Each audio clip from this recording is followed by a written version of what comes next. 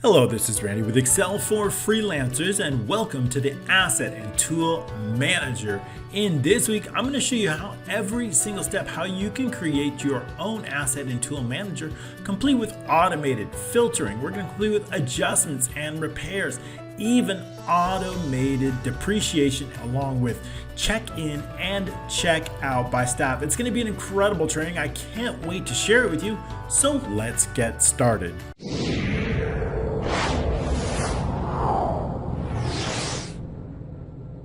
Alright, thanks so much for joining me today. I've got a really fantastic training, a highly requested training, the Asset and Tool Manager. This application, I'm going to walk you step by step through the entire application.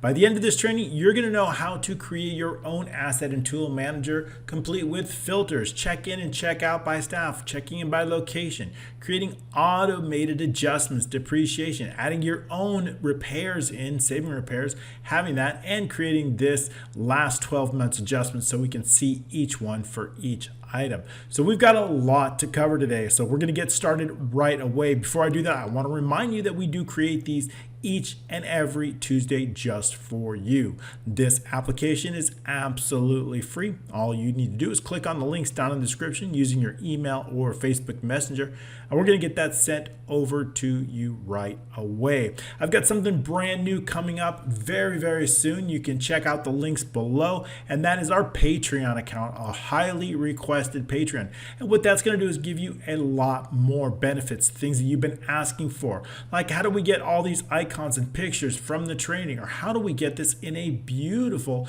PDF, all the code very detailed line by line in a downloadable PDF document. I'm going to have that for you in our Patreon account, and that's going to help support us. We've got so many benefits that we're going to be adding to that, including a Discord where we're going to be able to do live chat, and even better than the Facebook group. I've also got downloadable videos. If you want this video and you want to download it, watch anytime, that's going to be available on our Patreon, along with a host of benefits. You'll be able to request your own training, what you want. We'll put that as a high priority once you become a Patreon member. So that's great. Go ahead and click the link down below, Patreon, Excel for Freelancers. You can find us there. Get signed up. We're going to be adding a lot more. We're just getting started with that. All right, let's get started on this training because I got so much to cover.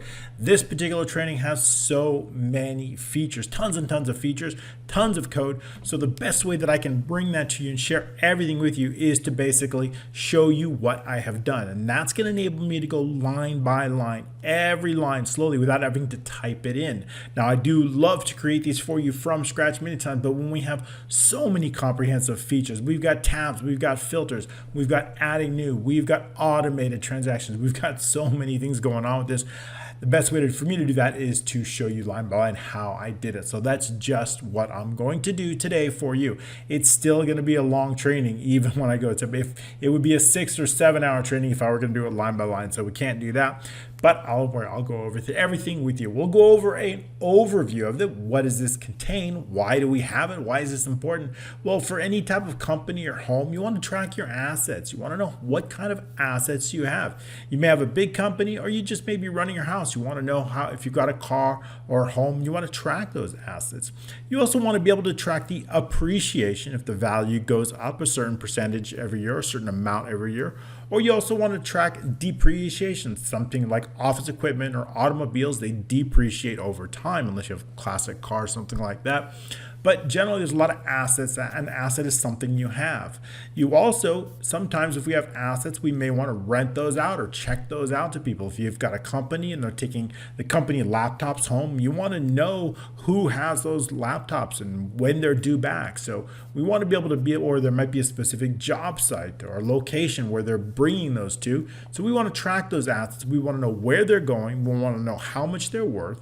We want to know who has them. And we also want some details. We want to know the condition of it. So this application is going to be able to do all of that and a whole lot more. So many features. So let's get started on this. Let's go over. So we've got an admin screen, and basically what we have is we got a location. Now you noticed here in the asset manager, we do have a picture of an item. I'm going to show you a brand new way how to do these pictures like we've done before, but something with a new twist. So we're going to be doing that. So we've got pictures both for the item or the asset. I should probably call that asset. I'm going to go ahead and show you the headings, and we want to show the formula bar for the training. I was just using that. We'll call this asset picture. It's more like an asset, but it's also an item.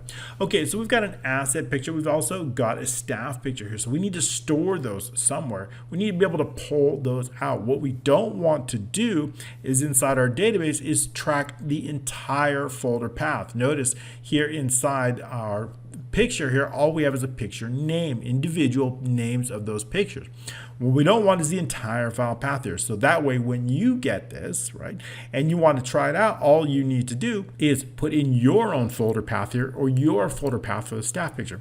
And the great thing about it with our Patreon account now is you're going to be able to download not only the application for free, which you can get already, but you're going to be able to get all the icons, all the pictures, everything that went into this training. And that's going to be for as low as $3 a month. So I hope you'll get on that. All right, so we've got vendors list. I've got a vendor list that's going to keep track of vendors. It's just a vendor list. We've got locations. I want to keep track of the locations.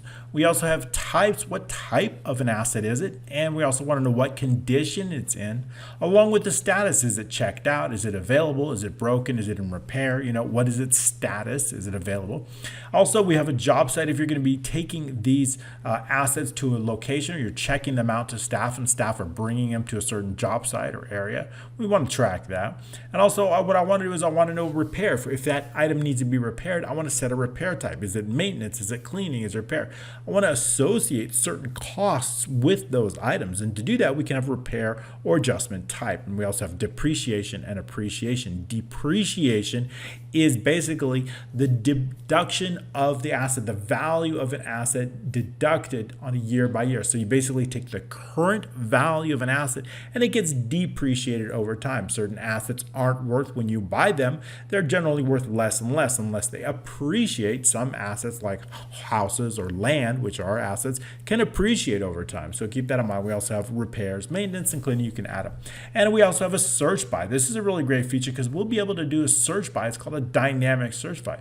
So we want to search for an item. We can search by item number, by notes, by asset name. So if I want to do an asset name and I want to do something like computer, I can search all of those assets with the assets name of computer and then just click refresh, and it's going to show that we have one asset name called computer. And so it's a great way if we want to search for notes or condition. We want to know all those that may be for the good condition, and we want to refresh that. It's going to allow us to do that. So it's going to be a dynamic filter that we're going to be able to have here. So I'll show you how we're going to do that.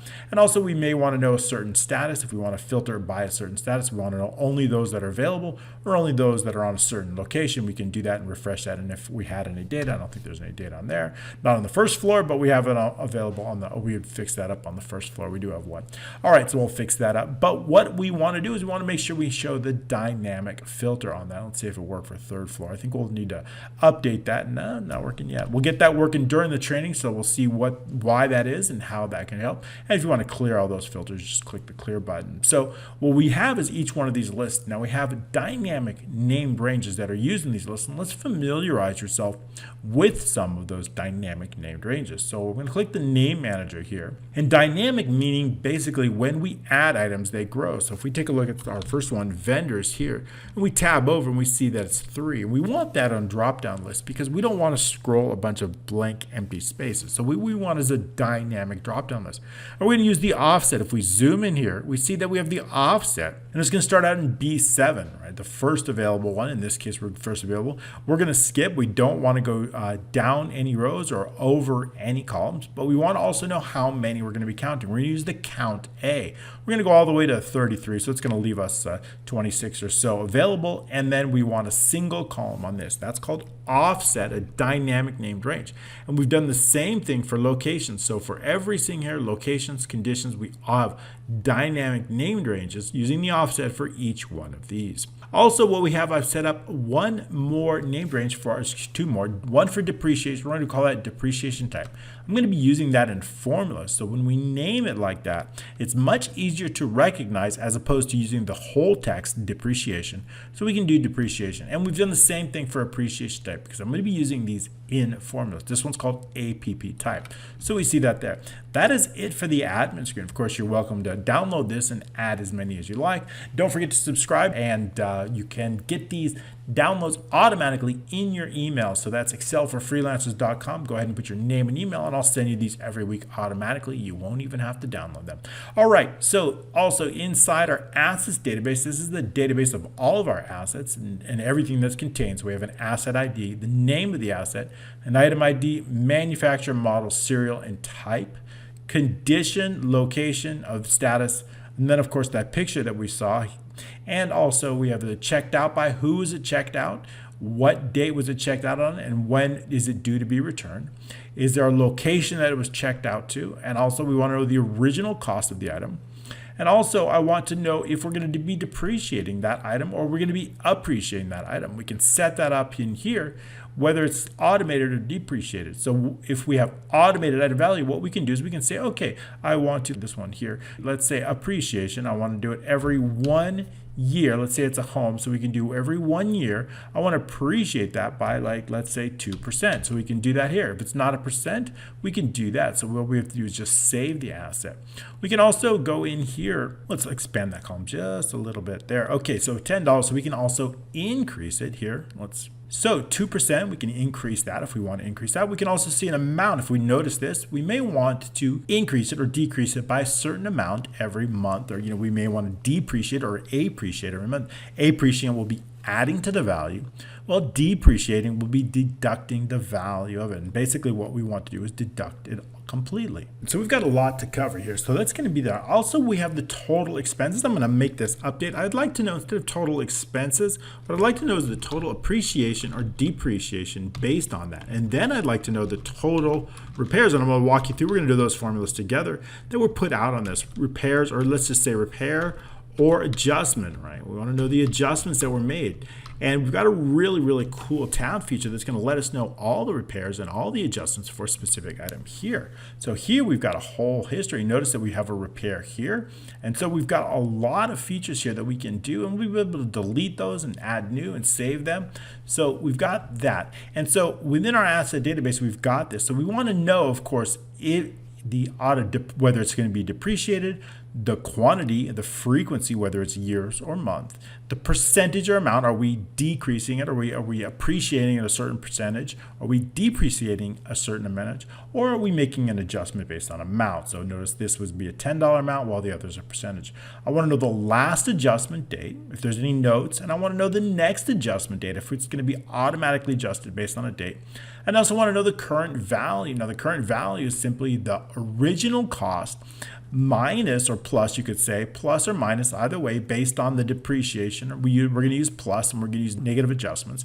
So basically, it's going to be the original cost along with all the depreciation. So subtracting any depreciation, adding any appreciation, of course, deducting any repairs or maintenance based on that, if we want to add that in. But the value of the current value, in this case, we're only going to use those appreciation and depreciation. So that's the only ones that are going to be associated with the current value, because I want to know the current value of it.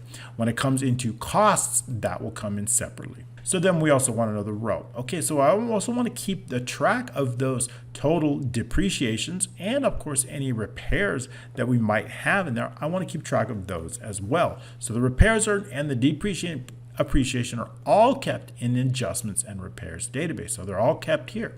And if we do have a repair, we would like to know a vendor on that so we can keep track of that. Now keep in mind that the vendors here, so if we add in, let's say I want to add in a date, 8/15, and I want to select a specific vendor. Maybe we had this repaired at the IT Supply Center, and we have a specific, let's say, repair, and we want, we had a $25, we had a repair, and then just say, let's say, keyboard cleaning. And then what we can do is we just save the repair, and what that's going to do is going to add it all the way to this list. So we now have this item on this list automatically right here. And so it's now tracked, okay? And it's also tracked here. Also, it's going to be tracked here on our specific adjustments, so we know that the last 12 months of all the adjustments and repairs that have been made for this particular part. So we have all that, and it's based on this database, the adjustment and repairs database. And lastly, all we have is a staff database that contains a staff name, email, and phone in the picture. Okay, so that's an overview. Now let's get into some of the things on how we actually did that. And I also want to go over one more thing, and I want to show you exactly how we're going to be able to actually add a new asset, right? We'll be able to clear the fields and add a new asset, clearing everything. Or what we could do is just cancel new, and what that's going to do is just select the first available. So we have that. When we make a selection on a specific asset, it's going to load that information inside that. And I'm going to walk you and show you exactly how we did that. And we're going to use data mapping for that. Now, data mapping is something that you may have seen before in my videos, and it's very, very helpful, and it cuts down on a lot of code. If we'll notice that this name is based on cell L6, while the manufacturer is based on L7. So what we want to do is we want to map these fields to our database here. Here's our database. So when we look in that specific column, asset name, we see up here in row 1, L6. And we also see the manufacturer here in column D, L7. So what we do is we simply map those cells to whichever column. And that's going to allow us to automatically bring in them with just a few lines of code. So what I'm going to do is I'm going to run a loop from column 2. I'm going to go all the way over to the last mapping right here, which in this case is column 24. And I'm going to map those. So for whatever's in L11 on this, I'm going to bring that into the row here, whatever's in the row here, and I'm going to place it directly in here. And that's what we do when we actually save this sheet form to this database. We can also use data mapping when we're actually loading, when we want to bring this information and we want to load this sheet form with all of the data. All that we need is the specific row that it's located on. Once we have that row and I know what row, I can then run a loop, again, from column 2, because asset ID will be there, and we'll go over that, from column 2 all the way to 24, bringing in. So basically, in this case, we are going to take whatever's in our column 2, and we're going to place it inside L6 of this sheet here. We're going to take whatever is in this case, column D, in this case the fourth column, as we're looping through 2, 3, 4, and placing that directly in L7. So that's how that's going to work, and we'll go over it a little bit detail once we get in the code. So we're going to be able to load all that information in, and each of these fields is already mapped out for you. Okay, great. And also what we'll be able to do is if we have a, let's go ahead and here, this particular and hasn't been checked out yet. So what we want to do is I still need to clear this ID when we select it. I'll make sure that this ID is cleared. But what we want to do is we want to be able to check out by a certain person, right? So when I click Fredders, right, and I want to select maybe a specific job site, I know that Fred's going to check it out maybe on this date, the current date, and now it's Fred. So if I check it out, or if I check Harold Banks and check in or check out, let's go check out, and we save that, it's automatically going to save, and I'll fix that picture so that it automatically updates. And so each individual, what I basically want to do is when I select that name, I want that picture to change. So that way I'm going to be updating that, and I'm going to show you exactly how we do that. So that makes sure that picture is updated. Now each individual staff is right here. So let's do that right now. Let's get that coded up right now, and I'll walk you through it. That's going to be based on the change of S15. S15 is what we're going to be changing. So that's what we want to trigger. So let's go into the VBA and fix that up first and get that done. And then we're going to walk you through. So that's going to be inside the developers. If you don't have the developers, you can use Alt F11 to get you there. We're going to go into Visual Basic. And we've got some code here which we're going to be going over. And this is going to be based on the Asset Manager sheet. Notice I have an Asset Manager sheet. And we're not going to be focused on selection change right now, but we want to focus on when we actually make a change. It's called Worksheet Change. Now I've got some code there already, but we're going to focus on, we're going to call this On Staff Change, right? Because that's what we want. When we make a staff change, we want to update the picture, right? So if we're actually making change, but what cell are we making change to? Remember, let's take a quick look back, and then we're actually making a change to S15. So that is the change we want to do. S15. So when we make a change to S15, we also want to make sure that there's something. I want to make sure that there's actually a row associated with, right? If we put in something incorrect, there's not going to be any row associated with that. And we need to make sure that there's a row, a specific staff row that's been associated. In this case, it's going to be row 6. So to do that, we need a formula. And I can place that formula inside column B, and I've done just that. This staff row here, located in B17, that's going to be based, we're going to be using a match. So what I'm going to do is I've got a named range called staff name. It's associated with all the staff names. It is the dynamic named range using offset just as we did before. And that's going to be based on S15. Now I want the row of that, right? So it's on row 6. So if this is on row 6, I need to add 2. And why is that? Because our first one starts on row 3. So if we return 1, if we run a match and I return 1, I don't want 1, I want 3. I want that third row. So what we're going to do is we're going to add 2. In this case, the fourth item found is Mary, but I want row 6, so I need to add 2. And that's just what we do here. So we're going to add 2. So I know that Mary, right here, is located on row 6. If I know that, then I can determine what Mary's picture is. And Mary's picture, the name is called Mary.jpg. And I know that I can use the index. So what I'm going to do is I'm going to index column D3 of the staff. D is the column is where those pictures are located. So I'm going to index that, and I'm going to be basing it on B17. Now in this case, I don't necessarily need the row. I want the number. So I'm going to subtract 2 in this case, and I want an exact match. Okay. So what that's going to do is going to pull up the Mary. If I know that picture, if B18 is not blank, I can then go ahead and add that picture in. So let's do that right now. So as long as I know that Mary has a picture, we can do that. Now keep in mind, I've got a square here, and that's called staff picture. What I'm going to do is I'm going to take that square and I'm going to place that fill over the picture.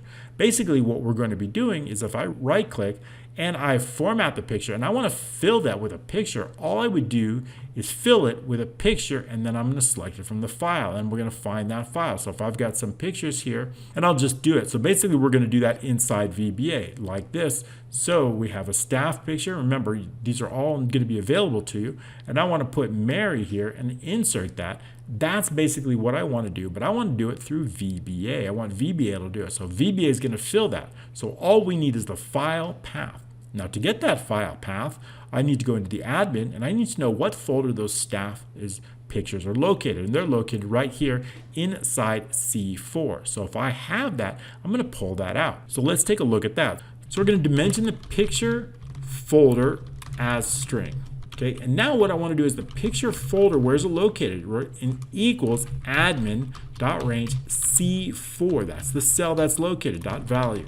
Picture folder. Okay, so that's where but now what we want to do is we want the full file name. We also need to make sure we cannot add a picture unless we know for absolutely sure that inside that sheet that we have a picture here. B18 must not be blank, right? So we can make sure it is, and range inside the sheet itself, range B14 dot value does not equal empty. Then we can move on. B18, sorry. B18, there we go. Okay, B18 is not equal empty. Then we know that there's a picture, right? So then what I want to do is I want to put that picture name. So we're going to dimension the picture file as a string also. And so the picture file is going to be equal to what's in B18. So that's the picture file.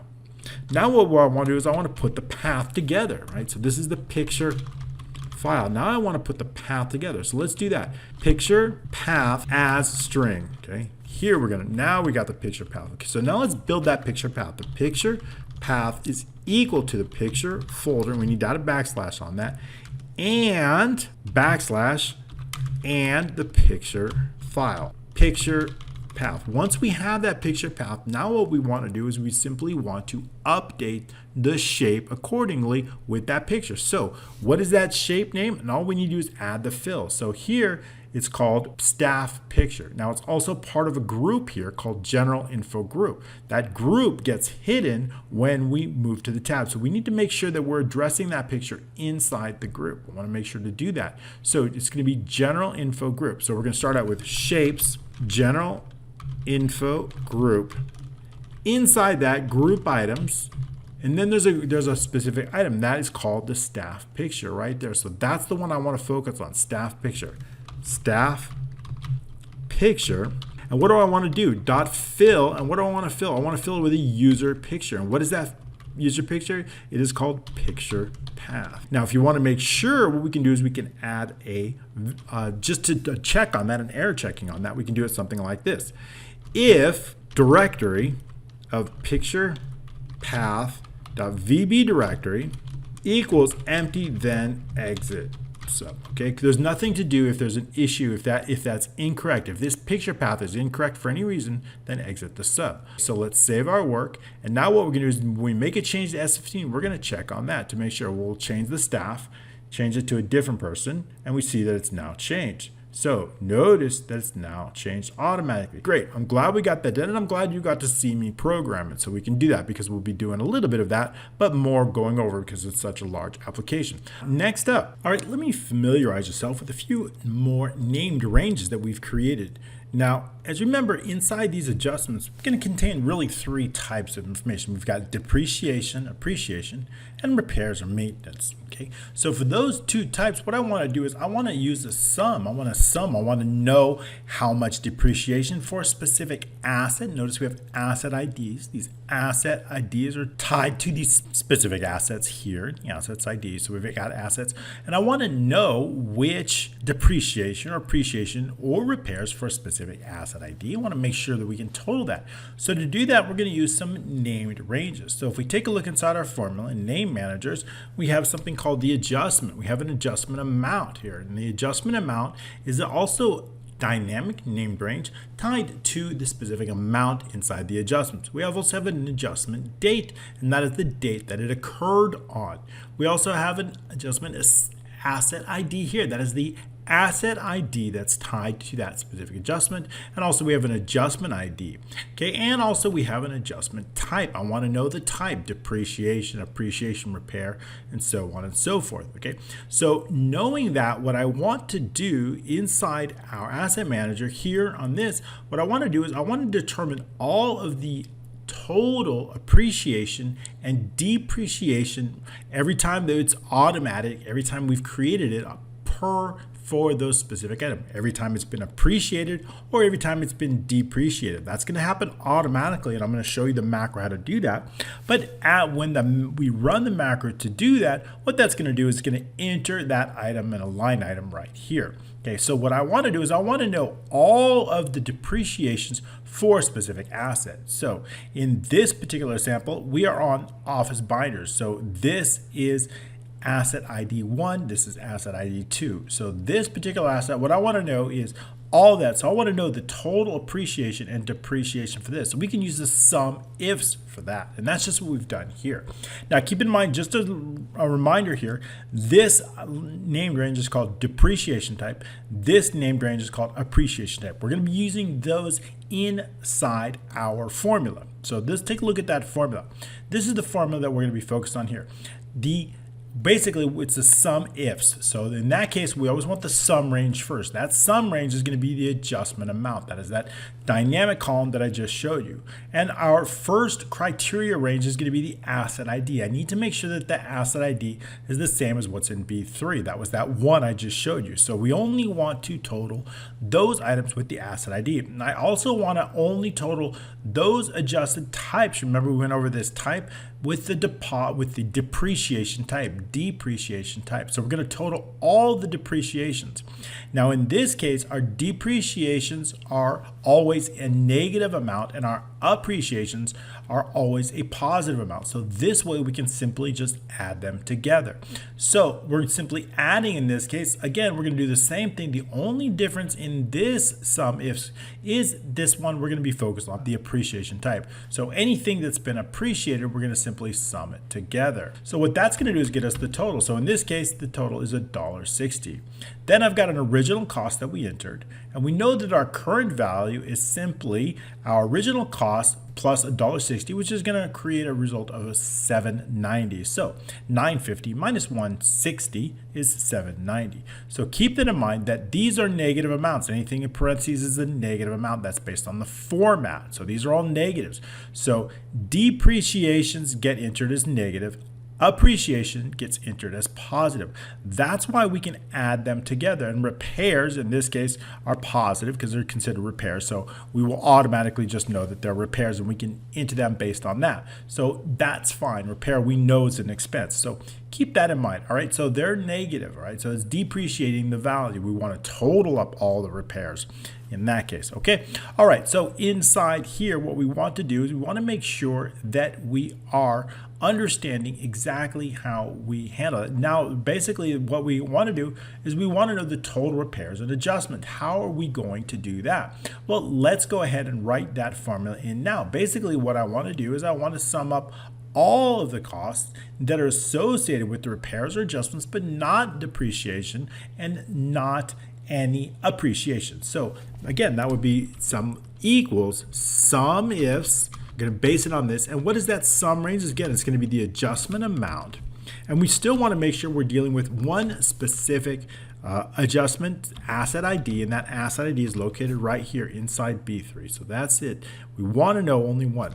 And now what I want to do is I want to make sure it is does not equal. I want to make sure that we're summing anything that does not equal the depreciation. So we're going to put in the criteria here. In this case is going to be the, again, adjustment type here, focused on the adjustment type, but we want to make sure it does not equal appreciation. It does not equal mirror. So here, comma, it's going to be in parentheses, does not equal, and the appreciation type, the app type. We also want to make sure it doesn't equal the depreciation type. So again, adjustment type here is anything but is not going to be equal to the depreciation type. So again, in parentheses, does not equal, and the depreciation type. So basically we want to know any transactions that are deal.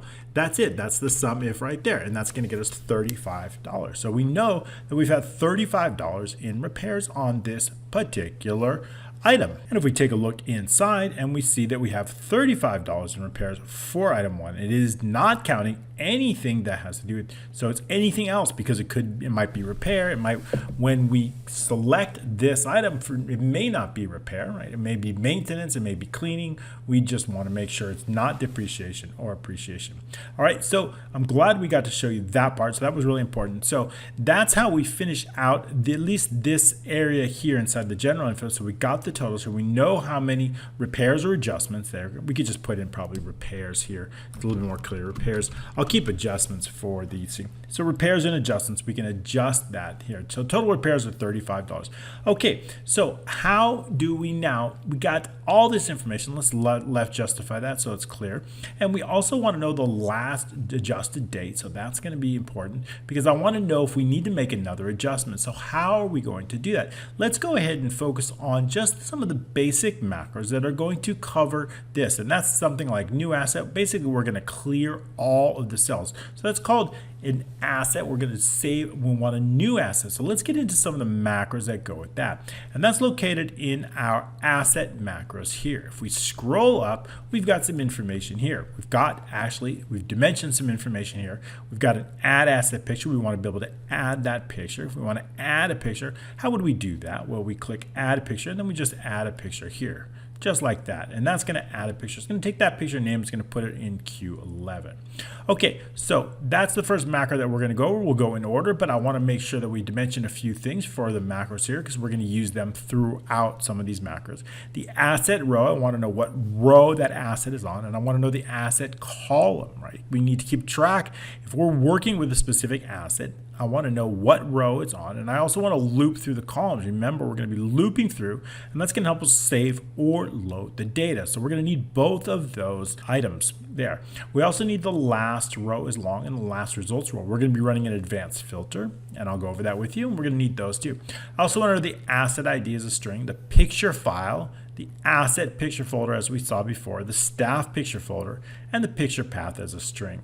I also want to know a found staff row. That's going to come in handy if we wanted to search for that. And also dimension the asset picture file as a file dialog. That is the variable that we're going to use right now. inside this macro here, asset, add picture. That's the one I wanted. That's the macro that's been tied to this button. When we click add a picture, that is that dialog that pops up. So how do we do that? Well, the first thing what we're going to do is we need to get that picture folder located in C3. Where are those asset pictures? Right here inside added. I need to know this folder. Without that folder, where they're located, we need it, and that's located in C3. Once we have that folder, and we're going to put it inside a variable, and that is going to be called the asset picture folder.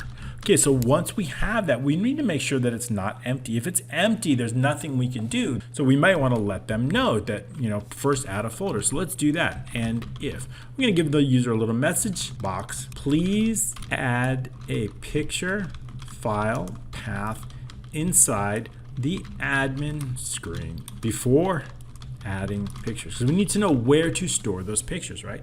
Where are we going to put those pictures? I want to put them on a specific folder so it's always tracked.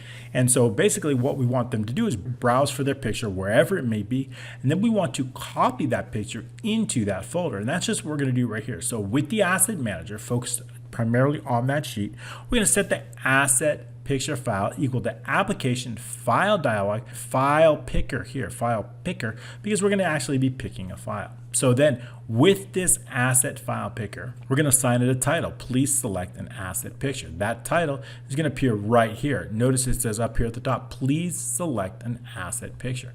That is that title that we have here. Once we have that, we want to filter. I don't want every type. I want to have a specific type. So when we run that, I want to make sure that it's going to be picture files, JPEG, PNG, GIF. We can add a lot more if we want to. So I want to add some filters here. These filters are very important so that only selects those pictures, those files that we have that. So that's how we're going to add that filter. Add picture files, and then what files are typed? Well, you're going to use this asterisk right here because that wildcard is going to tell us any file name that ends in .jpg, any file name that ends in .png, and any file name that ends in .gif, and then we want a single file. Allow multi-select in this case, no, meaning we only want them to select a single picture. If show does not equal -1, then go to no selection. What does that mean? That means if they have used the cancel button and not selected anything, then we want to go. -1 will be the automatic if they've selected something. Okay, the picture path then becomes the selected item. That selected item is the entire path of that location. Wherever it's located, it's going to be in this variable, that full path of the picture, including that name. Once we have that, what I want to do is I want to take that name and I want to extract that name. I only want the name of that file. In this case, it's royalbluecopy.png. Okay, so only that one. I want to take that name and I want to place it directly in Q11. To do that, we use the directory command. So inside here, we see that Q11.value equals the directory of the picture path. That's going to set the name. Basically, what it does, it extracts the name, extracts file name from file path. Okay, once we have that, what I want to do is I want to take that current file in its current path and I want to basically copy it into a new folder, into that specific folder. What folder would that be? Well, that folder would be this folder right here. I want to take it and I want to put it directly in the asset picture. That way I know where to find it when I need to show it. So we're going to take it directly from there and copy it. We can do that with a single line. So we can do that with this line here. File copy. Let's escape out of there. File copy picture path, its current location. We're using file copy, and that's a very, very simple command because all we need to do with file copy is find the original and enter the destination. So it's current path, and then we enter the destination path, and the destination path is basically the asset folder, adding on the backslash, and then the file name. That file name is directory of the picture path. That's going to copy picture to new folder. Okay, or let's just call it application folder, application asset picture folder. So now that we have that, but what I want to do is I want to make sure that this is displayed. This picture must be displayed. This square, what is this square? I want to do this square right here.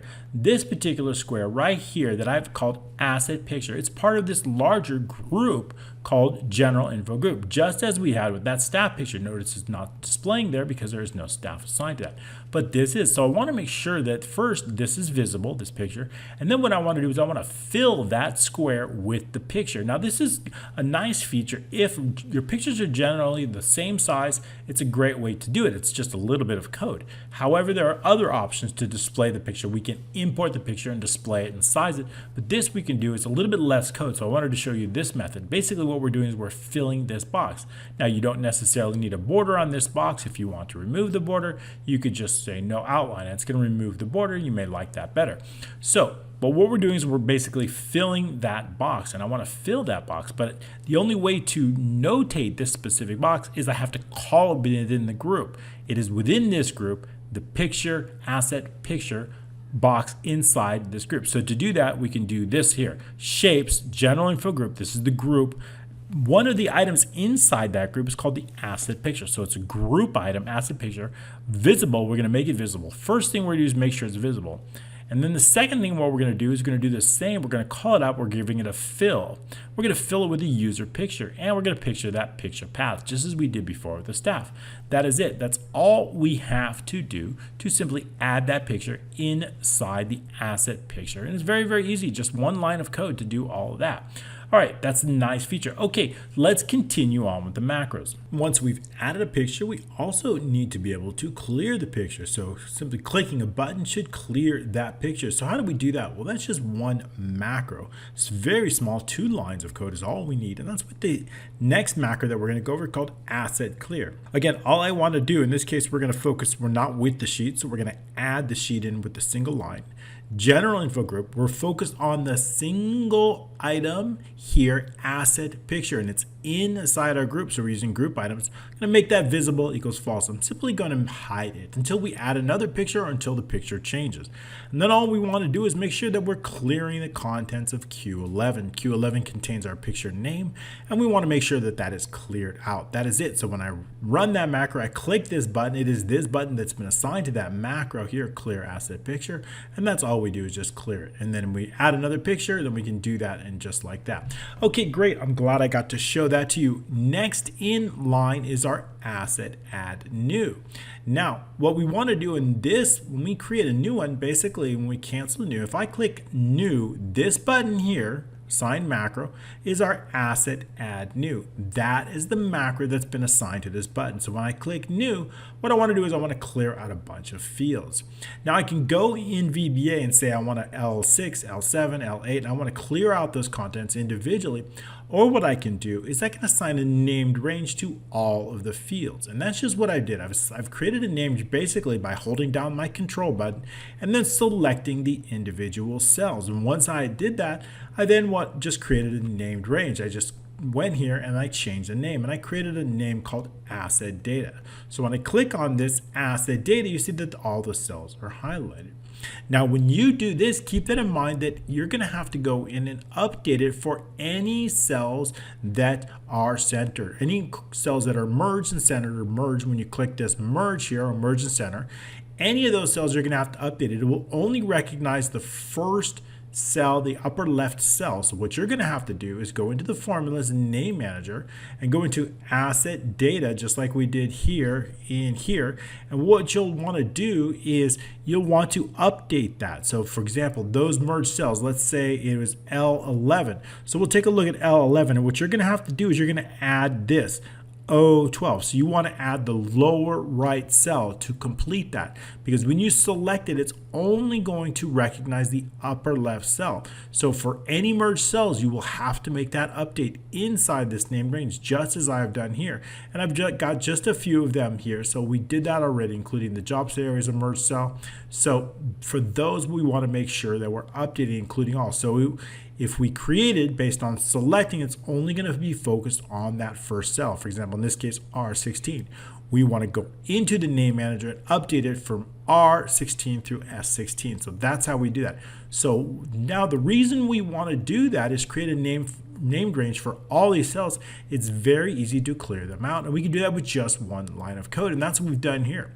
So with the asset manager dot range asset data, that's the data, we're going to clear the contents.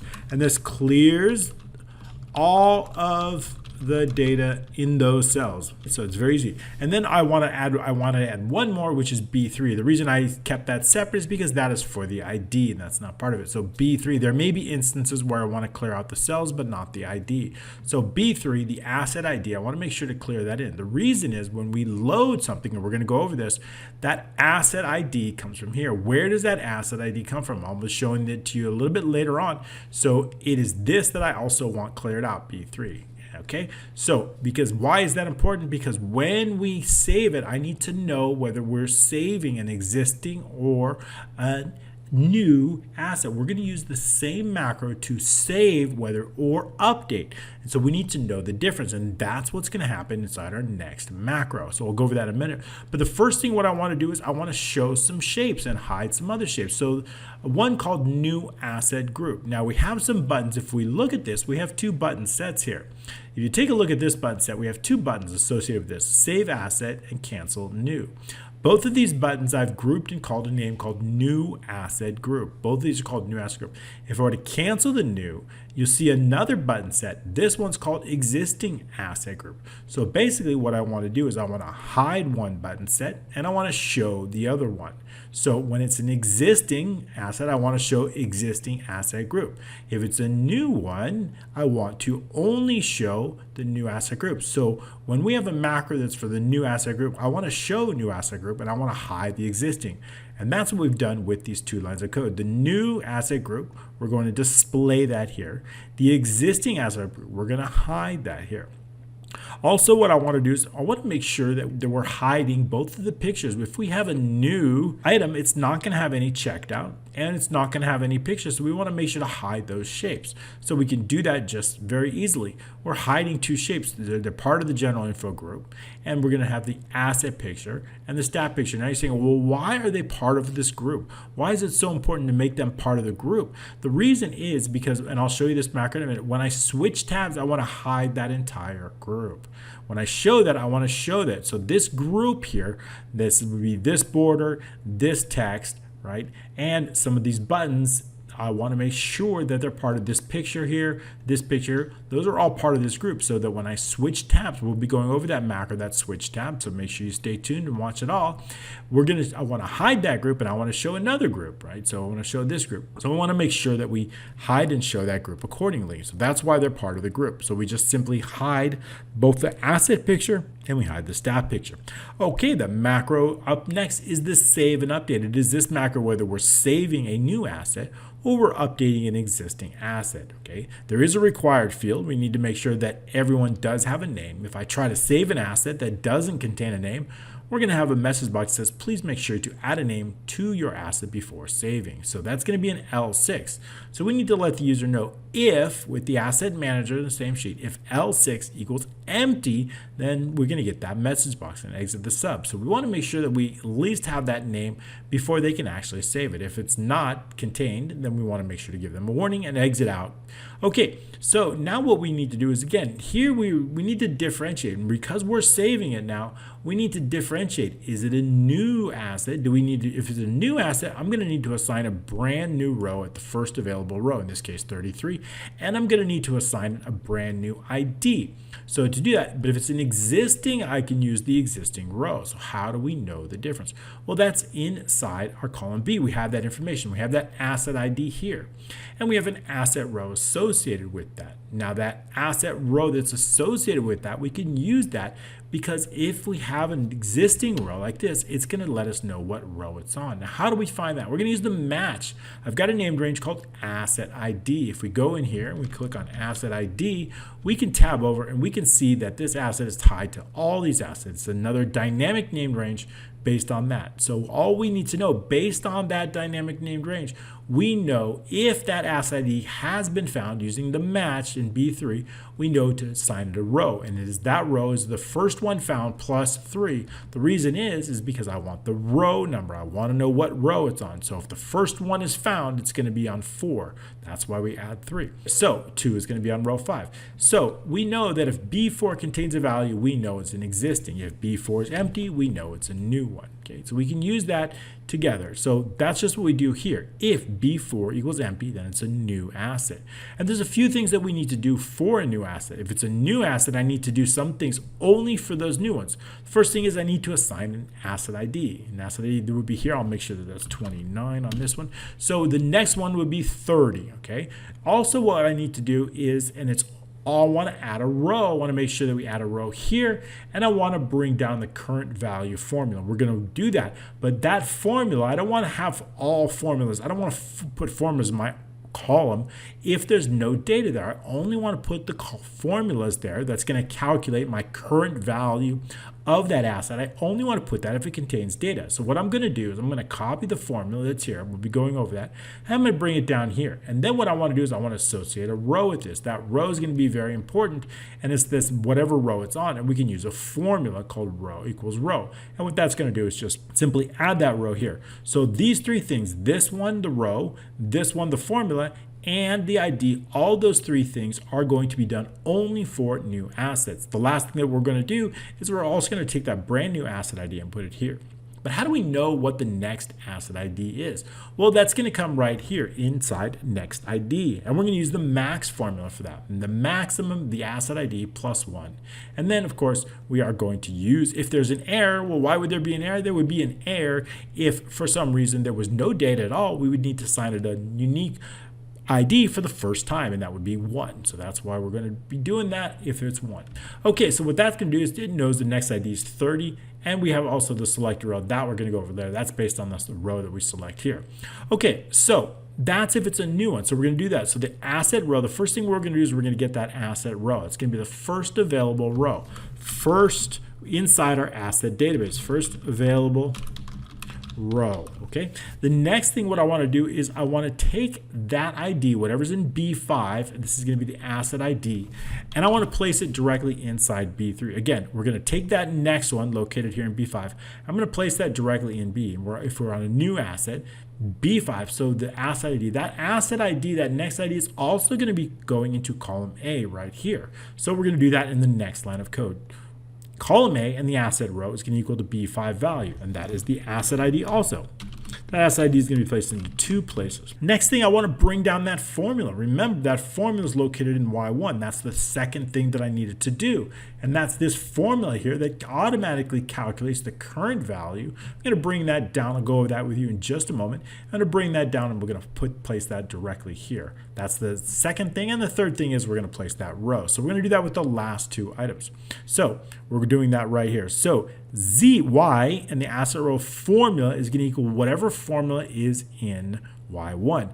Now keep in mind that formula is going to be based on this first row. So if we take a look at this formula, we'll go over it now.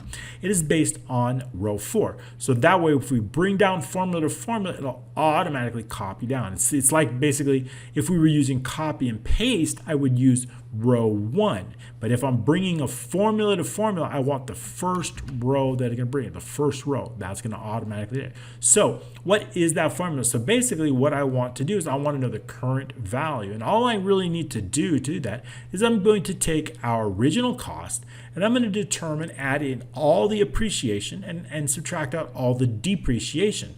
So that's just what we do inside this formula here. So that formula is as follows. We are going to use sum if error. First of all, I want to add, just in case there's an error, P4, right? I want to add whatever there, plus we're going to use sum if. So we're starting with P4, which is our original cost. Sum ifs, we're going to take the amount, what we're doing is we're summing those adjusted amounts. That's the amounts that's been adjusted located in our adjustments and repair table. But what I want to do is I only want to sum those that have the asset ID in A4. Only that specific asset ID located right here, in this case 1. So we only want to know that. I also want to know only those adjusted type with the appreciation type here. Only those. I'm adding up all the appreciations, and then what I'm going to do is I'm going to add all the depreciations. Now remember, we're adding them because the depreciations are subtracted. So the only difference I'm doing here is the depreciation type. And that's it. So where the adjustment type is a depreciation type. Again, so inside everything, I'm looking for a specific asset ID. I'm looking for depreciation here. And when it's found, I'm going to use that. I'm going to add it all up because depreciations are going to be subtracted. This one should be minus in this case. That was the first one I did. So depreciations, appreciations would be positive. And so that's how we do it, right? So then again, it's going to take all these. In this case, asset ID is 1. We have a depreciation here. So it's going to add up all based on that asset ID and based on whether it's a depreciation or appreciation. All right, so that's that formula. That's all we do, and that's going to deduct it. So we're simply going to add that to our value. So that's it. So it's adding it to our original cost. That's all we need to do. All right, very good. Well, probably you wouldn't have that kind of a depreciation on, so that's kind of a bit much of a depreciation. Make that 0.05. That's more like a reasonable depreciation. Okay, so now we have that inside our asset database, so now at least we have a positive value for that. Okay, so that's going to get us our current value, then we bring it down. And the last thing we bring down is the row. Okay, so the bringing down that formula, and that way, the reason we add in a formula, not just the row, why don't we just put the asset row right here? The reason is if I delete a row, if I delete an item, those rows are always going to be correct, right? If I delete it, because there's formulas in here inside this row, these rows will always be accurate because they're using formulas, so that'll update automatically. That's why we use row for that. Sometimes in the past you've seen me use the actual values here, but only then we don't delete the rows, right? We may clear the row out, but we don't delete the row, then it's okay. Continuing on. So that's all these things are what we're going to be doing if it's a new asset, but if it's an existing asset, we have a lot less to do. All we need to do in this case is take the asset row and just determine whatever's in B4 is going to be our asset row. That's it. That's all we need to do if it's an existing. Everything else, this little bit of line of code here is whether we're doing an existing or a new asset regardless. And again, this is why we use data mapping. Data mapping makes it so simple because it's only 3 lines of code, whereas it would be 22 lines of code if we weren't using this. So we're turning 22 lines of code into 3 lines of code for this. So what we're going to do is we're going to run a loop for asset column equals 2 to 24. And that's just what we did here, starting in 2. For those of you that have seen this before, the repetition will help, but starting in column 2, because our IDs already are 2 all the way to 24, we don't need to do all the last columns. We don't need to do this column. We don't need to do this column because these 2 columns are already done. So I'm going to do it to the last column. If we put in here column, we see that it is column. Actually, it's the date format. So we go change it back to a general and we see it's 24. Okay. So we know that we're going to go all the way to 24. And basically all we're going to be doing, we're saving is whatever's in R16 or L15 or L19 of this sheet, we're going to place it inside that row here. So that's all we need to do. And we do that with this loop. For asset column equals 2 to 24. The asset database, because that's what we need to fill, cells what is the asset row. We've already determined that either here or we've determined it here. And the asset column, this is the one that's dynamic. It's going to be going from 2 to 24. We're going to take whatever that value is going to be, whatever is located in our asset manager sheet. And what are we going to get that range? That range, L5, L2, whatever it is, it's going to come from row 1 of our asset database and the asset column. And that is data mapping. So basically save data to database. So that's all we're doing there. So that's it. Asset load is similar, but we just have to make a few updates on this because we have pictures. So the next macro is asset load. And when does this macro run? This macro runs when I select something here. When I make a selection change, I want whatever asset we're focused on, and I want those details to load inside this here. So how are we going to do that? Well, again, let's unhide it. I actually have saved some information here in column C, but it's hidden. So what I'm going to do is I'm going to change the font color, not to the same as the background color. So I'm going to go in and I'm going to update that font to just a blue here. And then I'm going to expand this column just a bit so we can see it. Actually, I'll make it a little bit darker because it's kind of hard to see. So what I'm going to do, make it dark here a little bit. So now what we want, we have the ID in here. So I want that ID to show up here. This here is the item ID. Notice item number 1. So that way when I select something, it is this item ID that's going to go inside B3. When I select something, if I select nothing, nothing will happen. It is only for those rows that can have something containing an item ID. So I bring this information over from, we'll go over that in a minute. So this information is going to be brought over from this list here. We'll go over that load, those results. So basically there's a macro that's going to run. It's going to create an advanced filter. It is that macro. It's going to send this information from our database. These are results, and it's going to bring it directly in here. But we're going in order of the macro, so that's why I want this load. So when I make a selection change on anywhere from D6 all the way through H, then I want something to happen. So let's go on the sheet and see how that happens. That's inside our asset manager sheet, and it's based on worksheet selection change. So as I spoke of before, on selection of assets, we're making a selection if the user selects the cell anywhere from D6 through H999, and we need to make sure that one other condition is true. We want to make sure that they're actually a value in D or C, right? Without that, there's nothing we can do. So to ensure that, we'll do this and condition D and the target row, the row that they've selected, does not equal empty. Then what we want to do is we want to do a few things. First thing I'm going to do is I'm going to turn off application screen updating. That's going to remove some of the unnecessary flashes. We just need to make sure that when we use application screen updating, before we exit out of the macro, we need to make sure to turn it on with application screen updating equals true. Okay, so I want to trigger that conditional formatting. I want to know what row we've selected. So inside B6 is going to take on that target row. B6 is right here. So notice that selected row changes.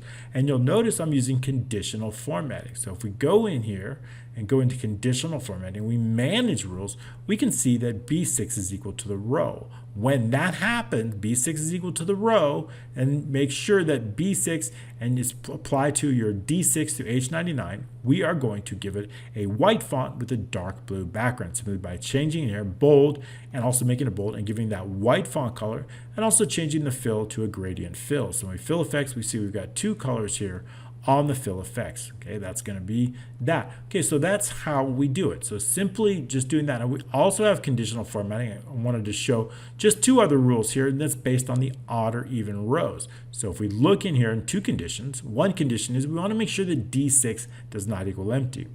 That's one condition. We also want to make sure that the mod row is equal to odd. The mod row 2 is equal to 1, and that basically means odd rows.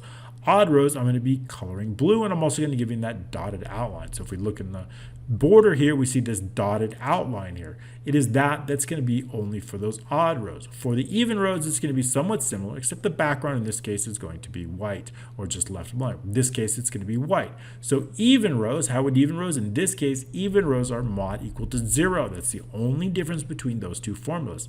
And that way we get this nice effect, and it's only for those cells that contain data. So as we add data here, you notice that it is automatically going to be formatted just by adding the data. Okay, great. So I'm glad I got to show that to you. So let's continue on inside this macro right here. So B6 is going to take on the target row. That'll trigger that conditional formatting.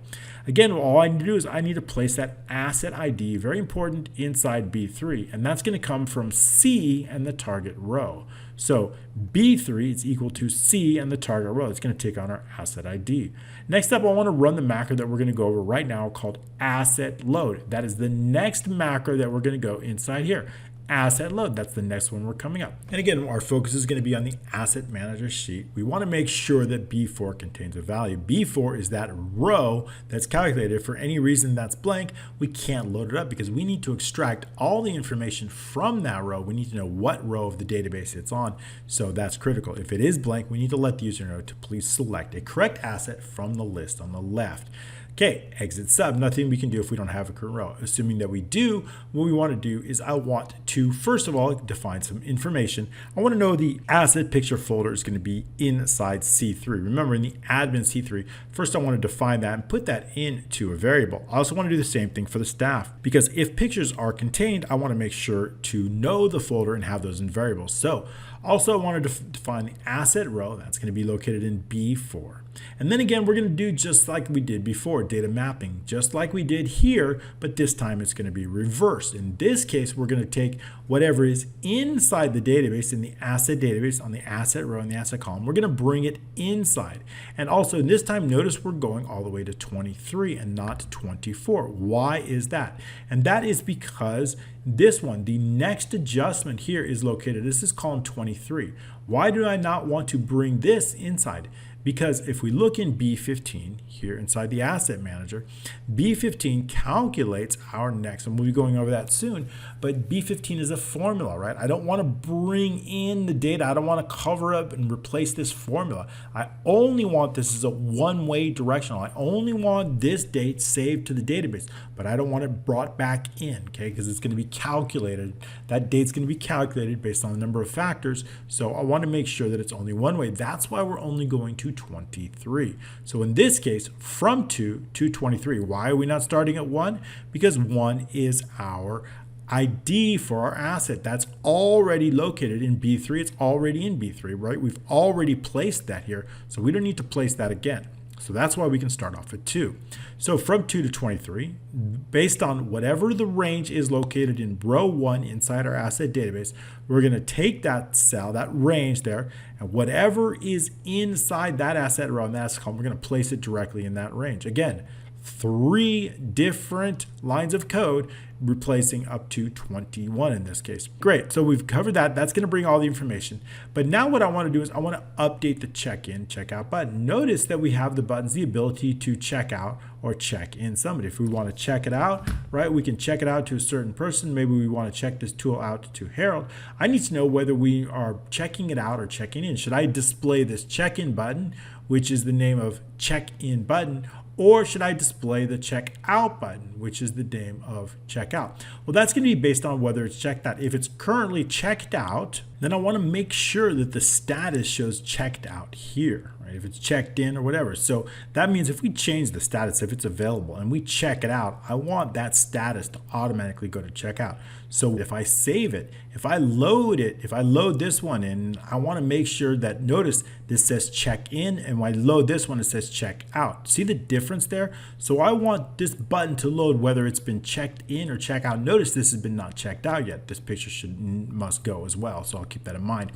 But if it's already been checked out, I need to check it in. I want to check it in by somebody, right? So I want this check-in button to display if it's already checked out. So we can use what's in L10 to figure that out, and we can do that here. And so we can use L10 to determine whether it's checked in or checked out. So we're going to do just that inside the code. If L10 equals checked out, then we know then the check-in button equals true. We want to show the check-in. Otherwise, and hide the checkout button. Otherwise, it's already checked. It's in, checked in already. Let's just say it's available. In that case, if it's available, then what we want to do is we want to hide the check-in button, right? Because they can't check it in. And we want to show the checkout button. So that's all we're going to do. If Q11 equals empty, we want to hide. We're going to do the same thing for this, making sure that B8. If Q11 equals empty, then what we're going to do is hide the picture, or we're going to show the picture if it's not empty. So that's all we do with this line of code. And what does Q mean? If we remember, Q11 contains our picture. If for some reason this is empty, we don't want to show a picture here. So we do just that with here. If Q11 does not equal empty, then show the picture. Again, we're going to determine the picture path is going to be based on the asset picture folder and the backslash and whatever's in Q11. That's going to be the picture file path. Then all we need to do is check to make sure that it is an accurate picture path. We can do that with the following. If directory picture path VB directory does not equal empty, we know it is an accurate path. Then all we need to do is take the general info group, asset picture, this asset picture, which is part of that general info group, and make sure that it is visible. We want that shape visible. Then what we want to do is we want to fill that shape with the picture. So we can use that fill user picture with the asset picture. Otherwise, else, no asset picture. In that case, simply going to hide it with the group items. Asset picture visible equals false. Hide picture box. Okay, so that's all we need to do. Now we're going to do very, very similar with the staff picture, but that's going to be based on B18, right? So this is what we need to do, fix up. If it's not, we notice we do have a name here. There's no name here associated with this, right? So if we take a look in B18, there's no staff picture associated with this. We want to make sure to hide it. So we just need to update that, and that's very easy. So in this case, if B18 value does not equal empty, then what do we want to do? Then else empty, picture is empty. Let's say no staff picture here. All right, so basically all we're going to be doing here is the same thing. We want that staff picture to be show visible, and I'll show you why I fixed that issue. I'll show you in a little bit later why it wasn't working, but now it's working fine. Now it's going to be hidden. It's going to be based on another macro, so no problem. So basically what it was when I displayed this, we don't want to show a picture here if there's nothing here. So now what we're going to do, I've fixed that now. So now when we select it, notice only when we have B18, when there's a picture here, we want it displayed. Otherwise, it is hidden now, okay? This macro essentially was right, though. The issue was somewhere else. So basically, if there's no staff picture, with the general for group staff picture, we're hiding. Then all we want to do, again, we are now loading this. We know it's an existing asset. So because it's an existing asset, that new asset group, this group right here, that's this one right here, I want to make sure this new asset group is hidden. We only want to show these two buttons for an existing. So we only want to do that. And I want to make sure that we're showing the existing asset group. So we're going to do that. The new asset group, we're going to hide that, and the existing asset group of buttons, we're going to show it. So that's all we need to do there. So now what we want to do is we want to asset adjustment load. What is this? The adjustment. That is these macros right here. So, and also we're going to get to the tabs, right? I'm going to get to this really cool tab feature. I'm going to show you that, but we're going in order. I want to cover all of the macros in this module. We only have 2 more to do after this. So there's a module here that when I load it, I want to make sure that I know all the adjustments that are associated with this particular item, right? So I want to know with this asset here, actually I need to clear out this line here, but I want to make sure that we're clearing it out. So how do we do that? The first thing what I want to do is I want to clear out everything here, all the way from Y, and then what I want to do is I want to run an advanced filter, and that advanced filter is going to be based on all of the adjustment repairs. Notice, remember, in our adjustments repairs database, we have an item and we have an asset ID. So in this case, I only want, let's say we've selected one, I only want to know those specific adjustments for asset ID number 1. In this case, would be. So if we're doing asset ID number 1, which is the first one here, I only want those items there. So how do we extract that? Well, that is basically with an advanced filter. So we need to run an advanced filter, and our criteria needs to be based on that asset ID. And that is located right here inside this. So we have an advanced filter that we're going to run through VBA. We're going to take that asset ID, and I can link that. I don't need VBA to place that asset ID because it's located in our asset manager B3. That is where that ID is located, right there. So then what I can do is I can run an advanced filter. I want to bring those results, and I want to copy those results, and I want to bring them over here. Notice adjustment date, vendor, type, amount, description row. These are the same exact fields that are located here. Date, vendor, type, amount, depreciation, and also we have the row that's associated with it right here. This can be hidden, right? That is the actual row. Why is that important? Because if I want to delete that by using this macro, I haven't added a macro, then I know what row it's automatically. I can just click delete. And then of course we would just hide these by changing the font to the same as the background color, and they would be hidden. Nobody would see that. So that's all we would have to do there, but we can change it back now for our purposes so that we can see it. So it's easy to hide just as we did the IDs previously. So we've got that. Let's go to a little bit darker here. So we have those, and so what I'm going to do is I'm going to run an advanced filter. To do that in an advanced filter, the first thing we need to do is determine the last row. Once we know the last row, in this case 16, we'll run an advanced filter. We've done it many times before, but if you're new to VBA or new to advanced filter, we'll go over it. Then what I want to do is I want to bring this, our criteria is going to be based on M2 through M3. I want those results to come here. Once I know the results, I can bring those results and bring them into the asset manager. But the first thing we need to do is clear any data to that. And that's just what we do inside the macro. So inside this macro, the first thing we do inside the asset manager from Y11 through AD99 is we're going to clear the contents of all of those cells right there. So that's it. And then once we've cleared it, we're going to focus primarily on the adjustment database. That is the database that's located here. Adjustment database right here is what we have. This is the database here. There's nothing, no macros on that sheet, but that is the macro here. So is this sheet that we're working on. Again, we're going to determine that last row. So we do that here. The last row is going to be based on this sheet here, a Excel end-up row. Once we have that last row, we want to make sure that it's not less than 3. Then we're ready to run the macro. Okay, run the advanced filter. So then the advanced filter, we're going to make sure that we include the headers, and we're going to go all the way to column I and the last row.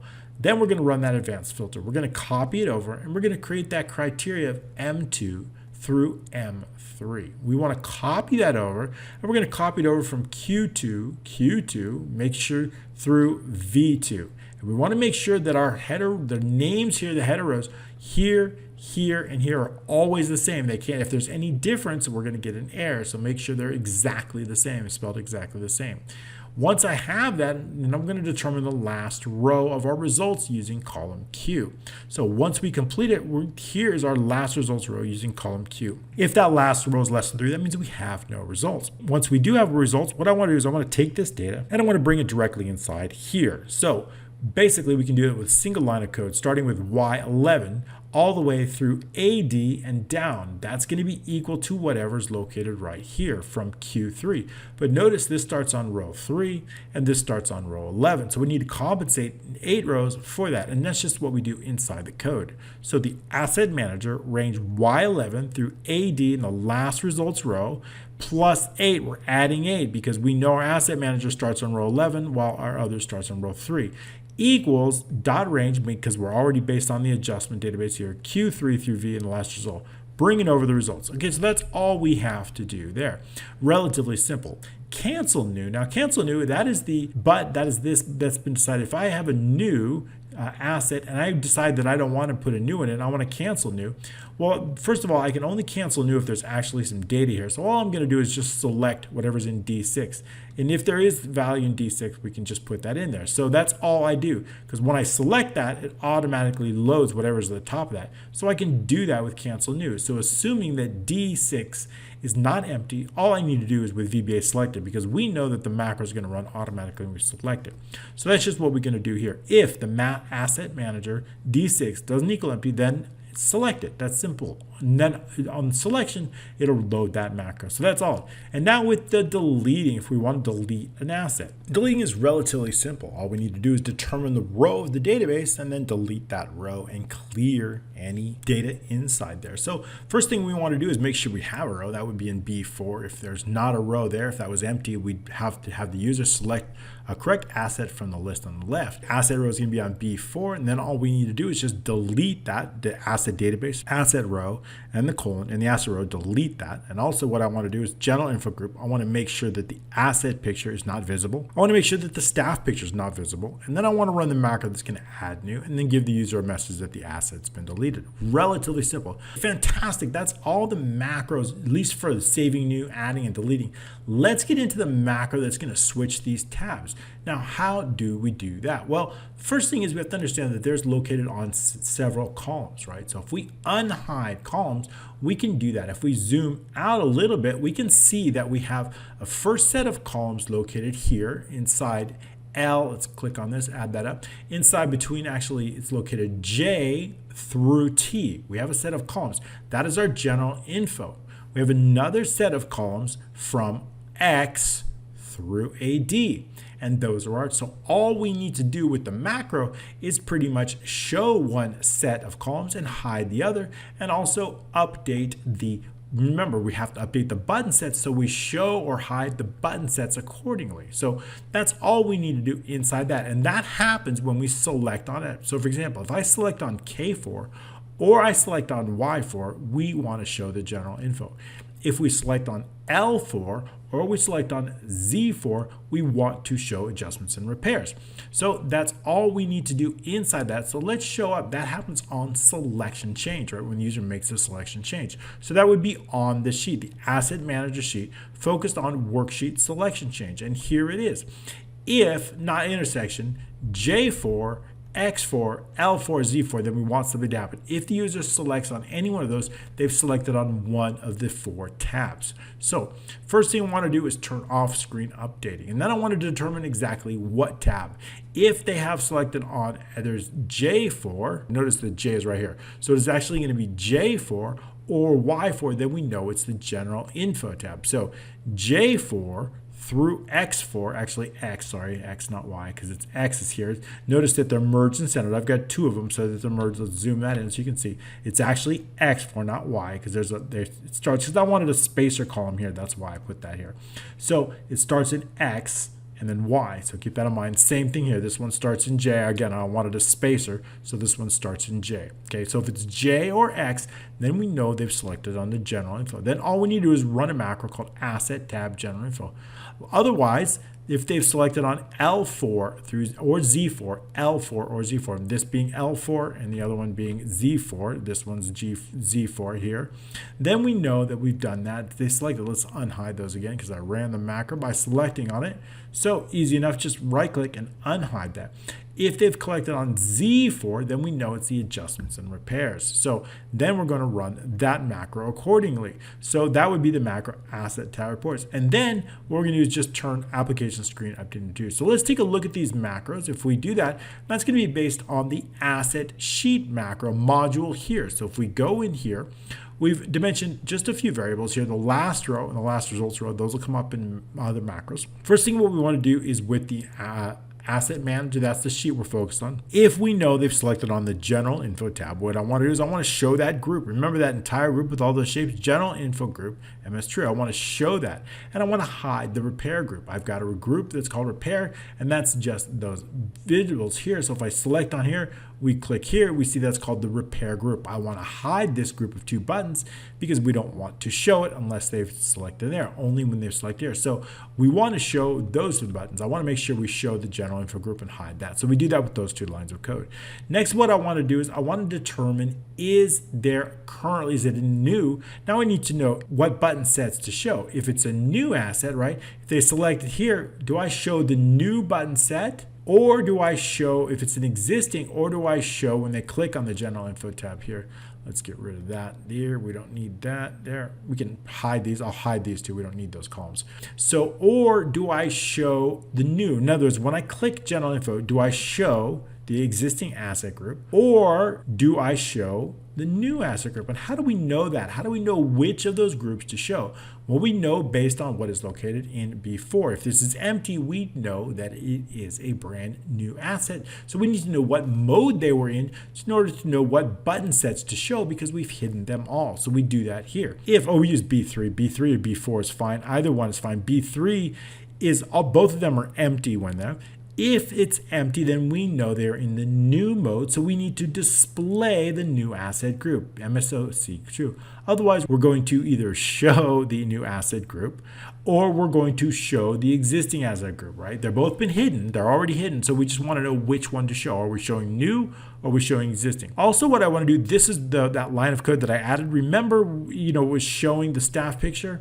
It was showing that automatically. Well, what happens is when we show that general info group, all the shapes show. So we want to make sure that we're hiding that shape. So we can do, if B18, meaning there's no staff picture associated here, is empty, then we know to hide this picture, hide that. And we should actually do the exact same thing for this, right? We want to make sure that we're actually hiding it. If it's new, we need to also hide that. So we're going to add that in right now. The asset picture must also be blank. And how do we know that? We know it if Q11 is empty. So we can do just that here. And all I need to do is just copy this and just change that to Q11 because we want to do the both things. So I'll add that row in right here. And we're going to be based it on Q11. So in this case, if Q11 is empty, Q11, that is our asset picture, then shape general group. In this case, it's asset picture must be false, right? We don't want to show that asset picture if they're there. So when I go back in here and go back in here, that asset picture is now gone. If I were to add a picture here, now when I go back in here and I go back in, it's going to show that. And the same thing here, if it's been checked out, we decide to add a person there, we want that to show, and then we want to make sure that that shows also which back. So it's the same thing for the staff. Back inside our macro, so we want to make sure based on those, if Q11 and B18 contain values, then we show it. and otherwise we should probably hide it. Then, so let's add an else in. We want to make sure that we're going to add it. Then shapes false, else we want to show them, right? Else, let's put the else in. Else, show that, right? Dot MSOC true, right? Making the want to display it or hide it based on those. So the same thing here, the staff picture, then else. So that's going to determine. So making sure that we're showing it or hiding it based on that, just to be sure. I spelled else wrong here. Else. Then in this case, staff picture MSOC true. Okay, so we're just going to show it or hide it based on those values there. Also, what we want to do is then we want to hide all the way from J through U, entire column hidden false, right? I want to display those, show columns, and then hide these columns, hide columns. Okay, so we can do entire column hidden equals true. So which columns are we hiding? We are hiding, in this case, we are going to hide in the adjustment columns. And in this case, we're going to be showing the general info columns. So we want to do that. So that's it. So all I want to do, and also I want to make sure, again, we want to make sure we're updating the checkout button as we went over before.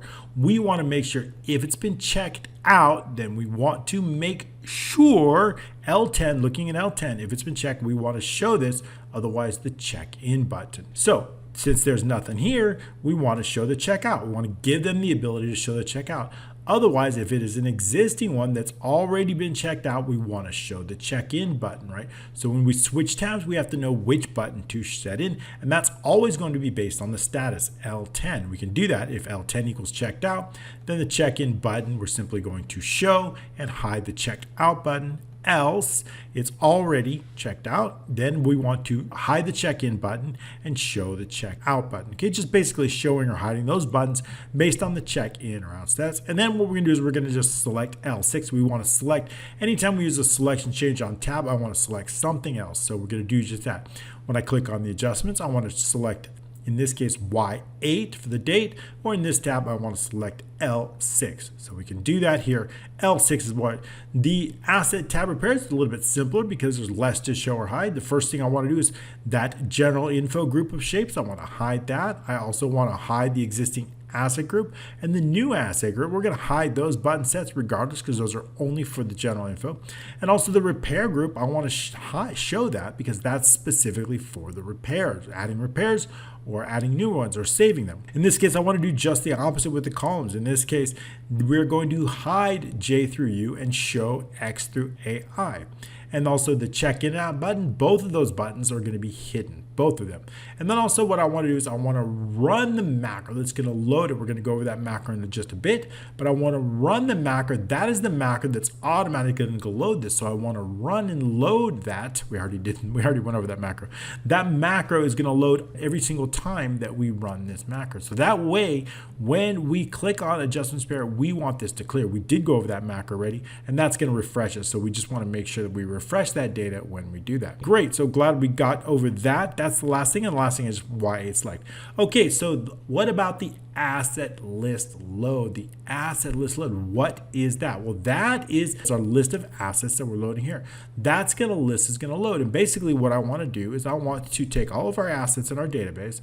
I want to run them through, and I did fix that small issue with our criteria here. Here's our criteria, and I'll show you how this works in a minute. And I want to get those results as we briefly went over before, and I want to bring those results, and I want to bring them directly into here. So the first thing we want to do is clear out all of the cells, starting with C6 all the way down through H. So that's the first thing we do. B6 as well, C6 through H, and B6 as well. B6 is our selected row here. So we want to, once we clear out this data, we want to also clear out our selected row. So that's important. B6 here.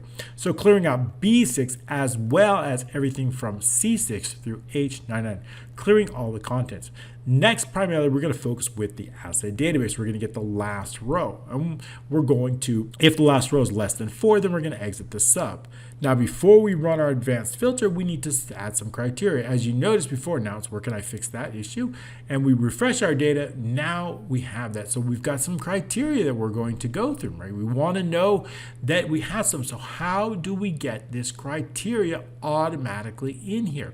Well, that's going to be through our criteria. And we have have it linked. So if we take a look at here, our location is based on what's in the Asset Manager A4. So if we take a look in here and our location, it is H4. H4. So if H4 is not blank, then I want to list whatever is in there. So we can do that with here. If the Asset Manager H4 is equal to blank, then we're going to put blank.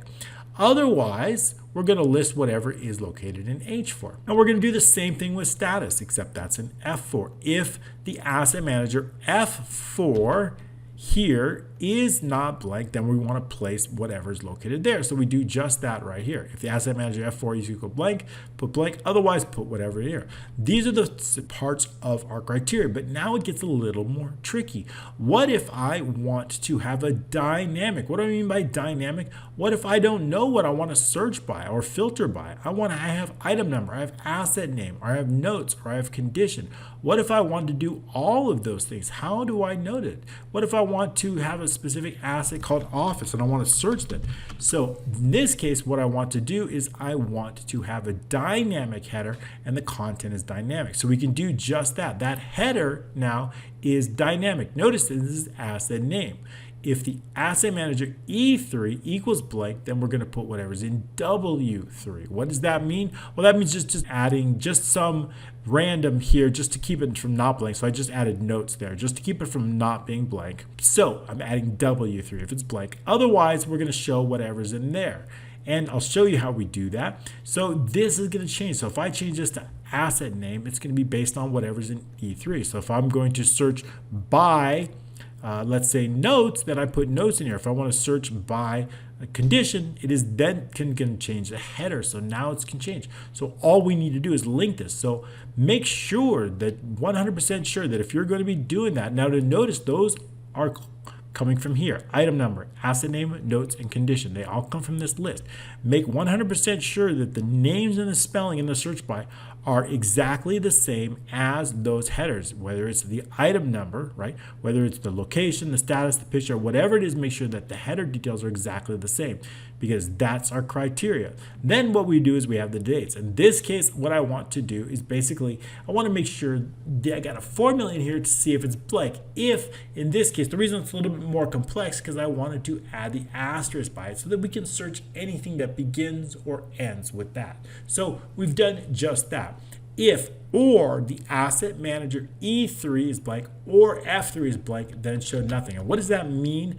Well, what I mean is if this is blank, E3, or this is blank, then I want to show blank, right? Because we need both of these. We need both E3 and we need F3 to show value. If they're blank, if either one is blank, then we're just going to show them blank, right? So we need to have, in order to filter by that, we need to have both the condition and, for example, let's say in the asset name and office, we need to have both. Both need to contain values for us to actually run our filter by that. So to do that, we just check that inside that. So that's why we use the or here, if the or. And then otherwise, in other words, if either one of them are blank, we're just going to add blank, right? No criteria there. If and making sure that if it's item number, right? Item number and F3 is not blank, then what I'm going to do is search by item number. In other words, item number is very specific. If I want to search for a very specific item number, let's say I want to search for this item number here. I'm going to copy that. And then I'm going to go into the Asset Manager. I want to search by item number here. And I'm going to paste that item number here. That is the only one that I want to search by. So that is the exact one that I want to go from. So if I'm searching item, I want exact. It's not a text field, it's the number. So I want that exact. So in that case, I don't want any asterisk before or after it. So I need to treat it a little bit differently. And that's just what I've done inside the formula. So if it's item number here, then I want just to place whatever is in F3 here, F3, right? I'll make sure that F3 is not blank, which is that number. Otherwise, we're going to assume that it's text, right? The other options were text. In the case of text, what I want to do is I want to put that wildcard before, and I want to put the wildcard after, and whatever they've put in. That way, it's going to search for anything where it contains what the text is. For example, if I search for office, I want it to contain. That means it only needs to contain the word. If I search asset name for office, it only needs to contain that office. And then refresh it. So that way, we have 3 different values that come up because they contain the word office. That's why we add that asterisk right before and after. So we have the wildcard, meaning containing. Okay, so then what we do is once we run the criteria, we want those results to come here. We're going to determine the last row and bring those results over. And that's just what we're going to do inside this macro. So let's take a look at that. So the last row is the macro. Because we've done all of our work with the criteria with formulas, the macro is super simple. The last row, we're going to determine that if it's less than 4, exit the sub. Here's our criteria from A2 through AG3. That's our criteria. We're going to copy it to AK2 through AP2. That's where our results are going to come. Then we're going to determine the last row based on what's column AK. If it's less than 3, we're going to exit the sub. Then all we're going to do is bring it over. We're compensating for the row. Remember, our row starts on 6 here, so we need to compensate because our row starts on 3 here, so we need to add 3. That's it for the asset load. But what about the macro? And of course, that's the macro that's tied to this refresh button. Then I've got another macro tied to this clear button. It is that macro that we're going to run next. So here, all we need to do is just clear the contents of all the fields here and then just run that macro once again. That same macro, once our filters, our criteria is cleared, it's going to clear it automatically. So all we do is clear out what's here, here, and here. These 3 cells, F3 through H3, along with F4 and H4, clearing all that out and then rerunning the same macro, it's going to automatically do it. Great. So that's it for that. That's how we get to this list. So now we've got, coming up next, we've got this check in and check out. So basically, if I want to check something out, I need to make sure that we have a staff. Okay, make sure that we've got a staff. We've added a staff that we're checking it on.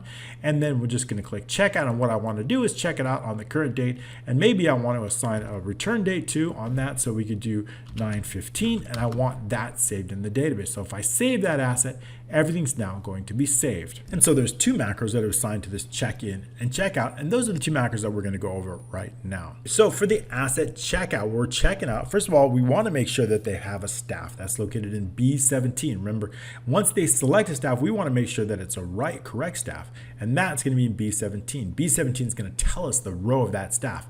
If it's blank, if there's an error, it's going to be blank. So we want to make sure that we actually have a selected staff.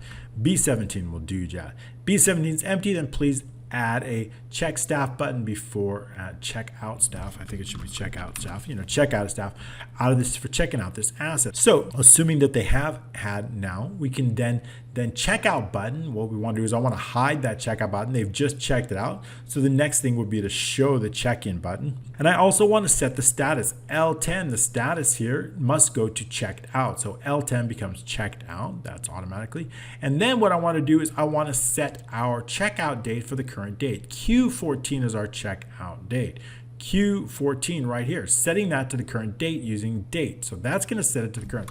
Set checkout date to the current date. And then also what I want to do is I want to automatically save and update this to make sure that it is saved so that the user knows that those changes are automatically saved. So that's it. All right. Next up is the check in button. Once they've checked it in, I want to set it up so that they've checked in. So how do we do that? Well, that's just with a little bit of a macro. And you can do 2 things. You can set the due date. We have a due date here, but you can set the return date or due date here, either one.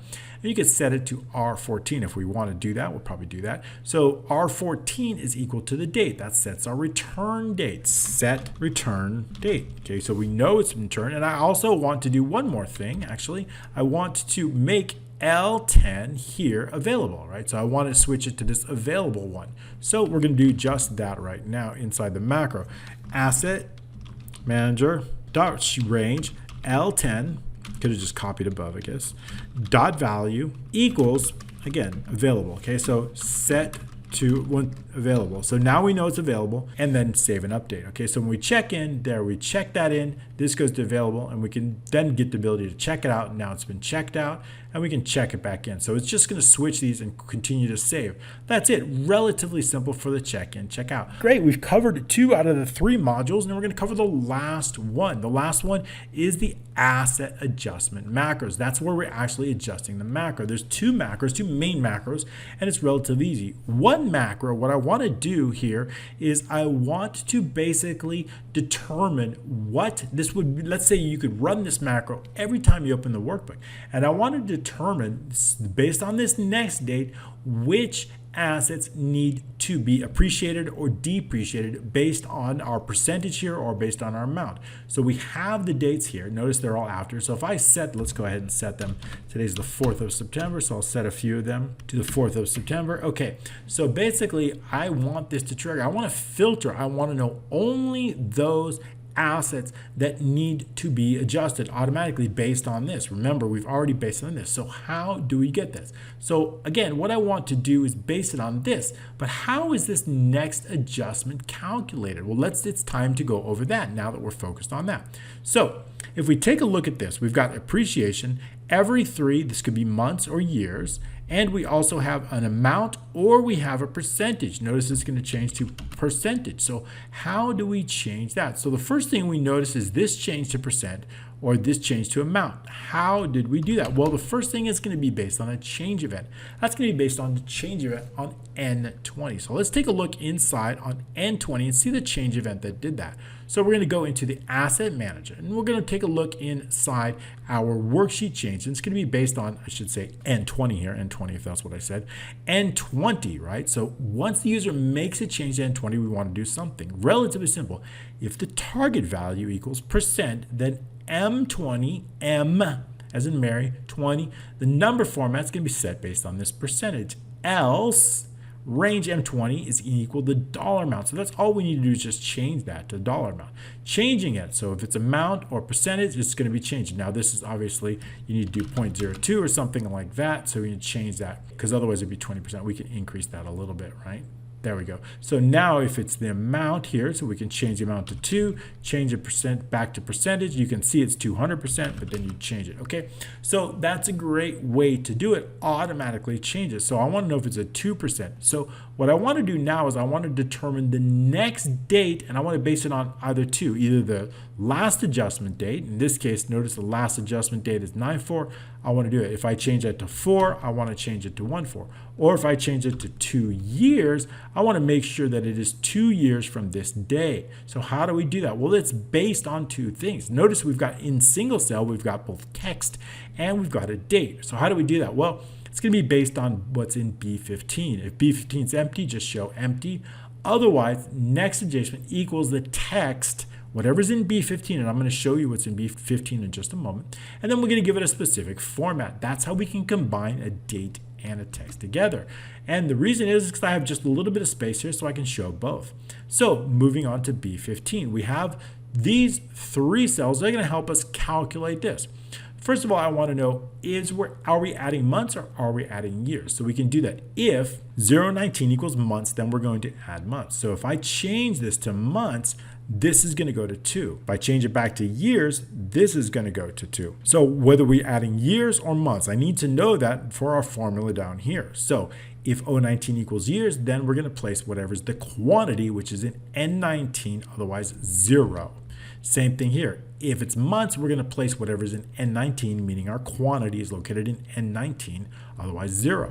Then we can have a very single and simple formula, this. So basically, if 010 equals date, the only difference is I need to determine, was there a last adjustment date? Was there a last date? And if not, then we need to base it on the current date. So it would be the next adjustment based on, so if it's 3 months from the current date. So basically the only difference is I need to determine, is there a last adjustment date? If there is, base the next, in this case, 2 years on that last adjustment date. Otherwise, base it on the current date. So we can do that here. So if 010, meaning the last here, locate the last adjustment date, if it's empty, then we're going to base it on the current date. We're going to base the year using the date formula. We need the year. What is the year? It's based on today's year plus whatever's in B14 if we're adding years.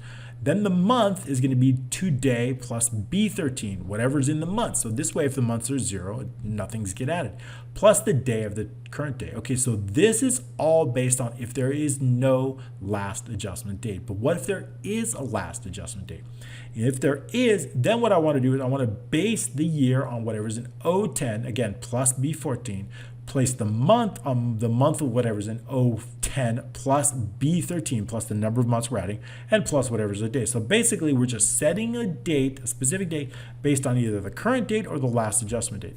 Once I have it, it is this the next adjustment date automatically that gets saved.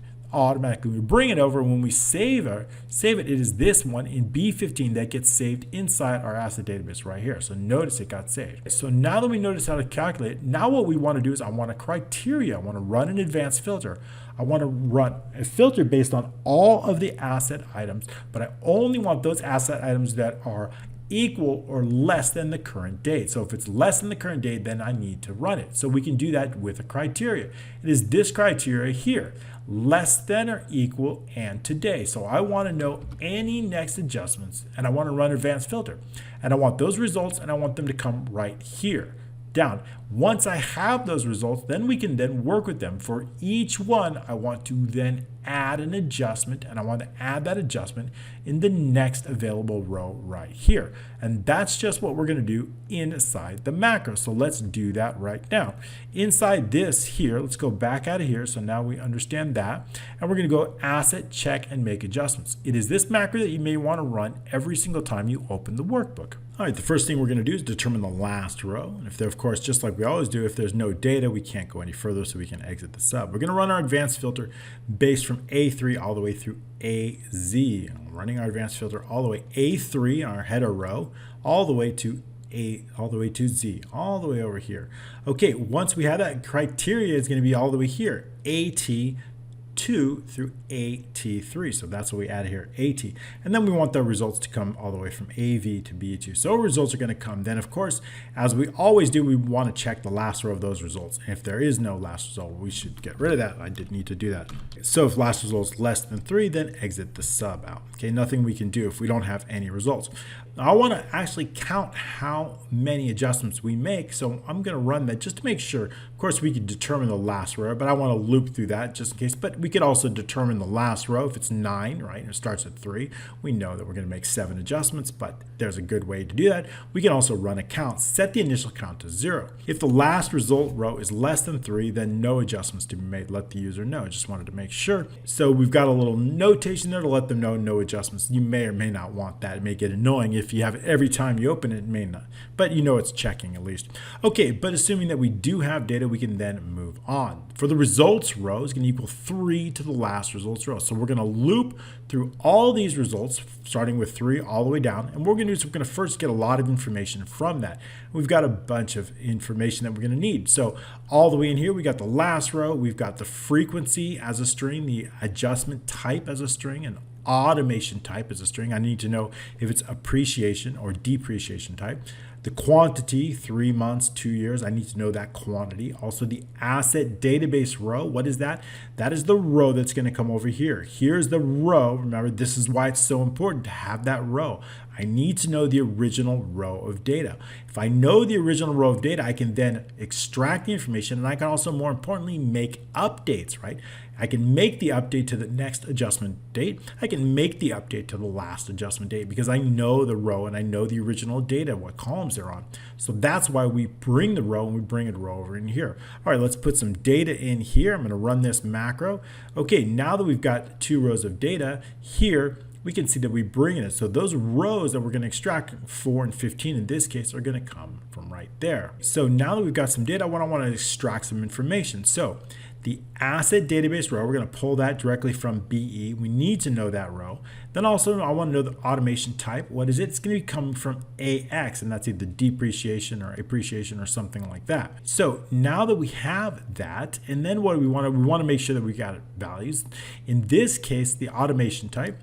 Also the frequency quantity. In this case, we have 3 months here. Normally, we wouldn't have this. It'd be full with data. So normally, we wouldn't have that. Let's update that. I do want to update. Make sure that we have the data. I'm just going to bring this down here so we have enough information here. And then I'm just going to bring it all the way down just so we've got a lot of information here. And we got some more data to work with here. Okay, that's good. I like that. And then let's run the macro one more time. We'll reset that and then get a little bit more data in here and make sure that data is valuable. Okay, good. We've got some, all right, let me update the years on that. I want to get some more data here. But I don't want this year. 22 is obviously after that, so we don't need the years. I'll put some more data in here so we can see. Okay, now we'll run the macro, and now we'll reset it, getting the years right. That looks good. Now let's see. We got some actual data here, 3 good rows, also with information on the percentage. Okay, so I also want to know the adjustment type. Whether that's going to be located in BB. Is it going to be a percentage or is it going to be amount? And then also, I want to know the last adjustment date. That's going to be the last adjustment date is located in BC here, the last adjustment date here, right here in BC. Once I have that, I also want to know the current value. What is the current value of the asset located in BD? Because we're going to have to add to that or deduct from that, so we need to know the current value. Also, if the last adjustment date is empty, then the last adjustment date is going to set to the current date. We're going to set the date, the last adjustment date, to the current date if it's blank. Now what we're going to do is we're going to add in. Now we're going to do something very similar to this formula, this formula right here, but we're going to do it in VBA, and we're going to use date add. It's actually a really great formula. So I'm going to show that to you, and we're using date add for that. Because what I want to do is I want to basically determine 3 months are we adding? Are we adding 1 year? How many are we adding to that next date? So, but to do that, what we need to do is we need to get some information. We're going to use this date add, and let me go ahead and show you. If AZ value equals months, then I'm going to set the frequency to M. Otherwise, it's years. So how do we know if it's year M? So why am I setting this to M, and why am I setting this to 4Ys? Well, that's part of the date add. And I've just copied it from the Microsoft site, and I'm just going to paste it in here so we can say the date add function syntax has these names to it. Interval, right? We need to know the interval, and we need to know the number, what is the number, and the date, right? So we need to know that. So basically, I need to know whether it's months or years. The numbers are quantity, and we also need to know the date, right? The date's going to be the current date or the previous date. So for settings, here inside the settings, made this too long, y if we're doing years. So y year. This is the interval argument. This is what Microsoft requires, VBA requires for the year, and for month it's M. So there's a few others here. Let's shrink this down here so we can see it here. And so we have day, year of day. If we're adding a day, we use day, and if we're adding a weekday, we use W. Okay, so I wanted to show that to you, and so that's basically we're going to use the date add, and I'll show you how that works. So we need to get this M or this YY inside a string variable. And that string variable is going to be called frequency. It is that frequency variable that we're going to use inside the date add formula. And here's that formula right here, super simple. The next adjustment date is going to be equal to date add, here's the function, the frequency, right? The first value is the frequency. I need to know the frequency. Then it would be that YYYY or M. Then we need that quantity, which is the frequency amount, and then the date, right? So that's all. So if I run it here, right, we have some values here. We see the next is 12/4. For the first row, notice our last adjustment is September 4th. We know in this case it's 3 months. So in this case, our date add, our frequency here is 3. Our frequency here is M. See, it's M for that because we do. Our frequency is 3, and our date here is 9/4. So if we use the date add, it simply adds the next date, meaning December 4th. It's simply adding 3 months onto that. This frequency, if this were YYY and it would 3, it would add 3 years to this date. A really, really great function there. Okay, so then we have the percentage. So now we need to determine what are we going to do. So we have the right date that we are going to make this on, but what we don't have is, what do we know? It's a percentage. Are we adding this, or are we using a percentage and multiplying it times the current value? So that's going to be based on the adjustment type. So if the adjustment type is percent, then the adjustment amount is equal to the adjustment rate, right? So we're going to set that adjustment rate. The adjustment amount equal to the adjustment rate times the current value. We need to make that multiplication. The current value, we've already determined that, right? So if we have a 10%, then we know the current value is 100. We're going to use 10%. It's going to be $10. That adjustment is going to be $10. Else, the adjustment amount, in this case, what do you mean else? That means it would be amount, not a percentage. Else, then simply the adjustment amount is equal to the adjustment rate. So then we just, and that's it. That's all we need to do. Then all we need to do is, if the determined, is it depreciation or is it appreciation? If it's depreciation, it should be a negative amount. So if the automatic type is depreciation, then the adjustment amount is equal to a negative adjustment amount. That's all. It's already a positive. So if it's depreciation, all we need to do is make it a negative. That's why inside the adjustments, you notice that many are negative if they're depreciation, but if they're appreciation, it should be positive, right? So that's how we just make it negative with that line of code. That's set negative for depreciation.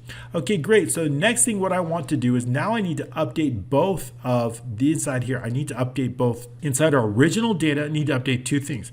I need to update the last adjustment date to the current date, and I need to update the next adjustment. But I need to know set the original data. Now, as long as we have that original row, we know that that original data here is located directly inside here. This update date right here, located in V here and X. So those are the two columns that I'm going to be making those updates inside the original data. And we can do that here.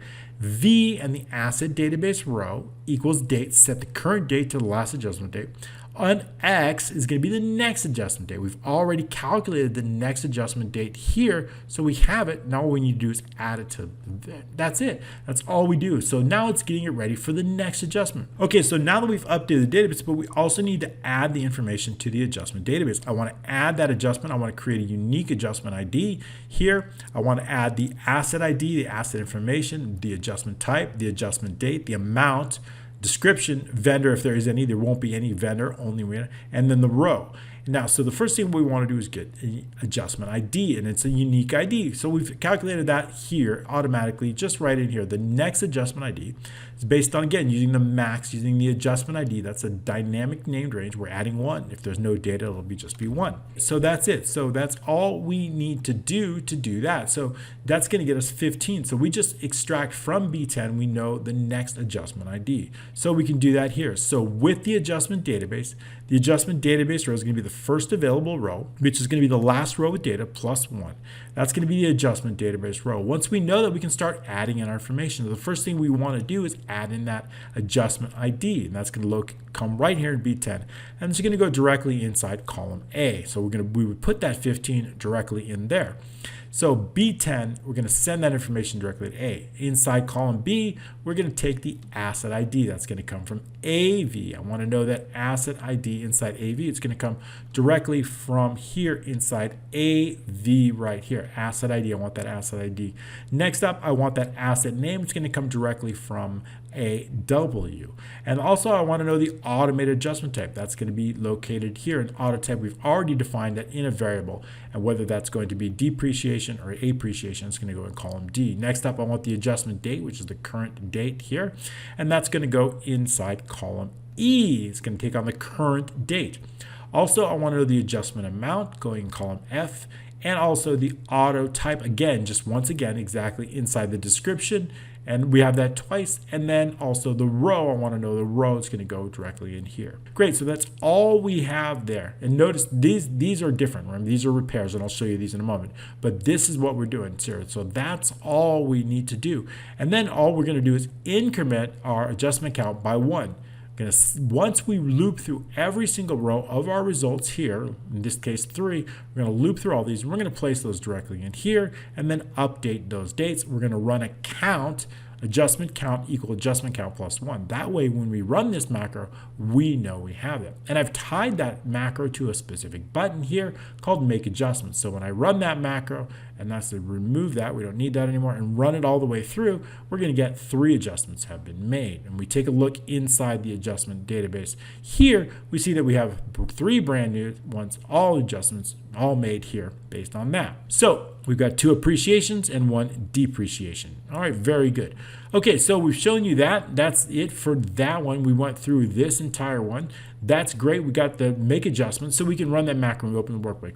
Now what we want to do is we want to actually save adjustments. So what do I mean by saving adjustments or repairs? And in this macro, I want to give users the power to actually save their own. So inside the adjustment and repairs here, again, we want to give them the ability to save their own adjustments or save their repairs. So we can do that in there. So if they enter a specific vendor and they want to enter a specific, and usually they probably would enter something like repair or maintenance or cleaning service or something like that, and then we can just give it some test description.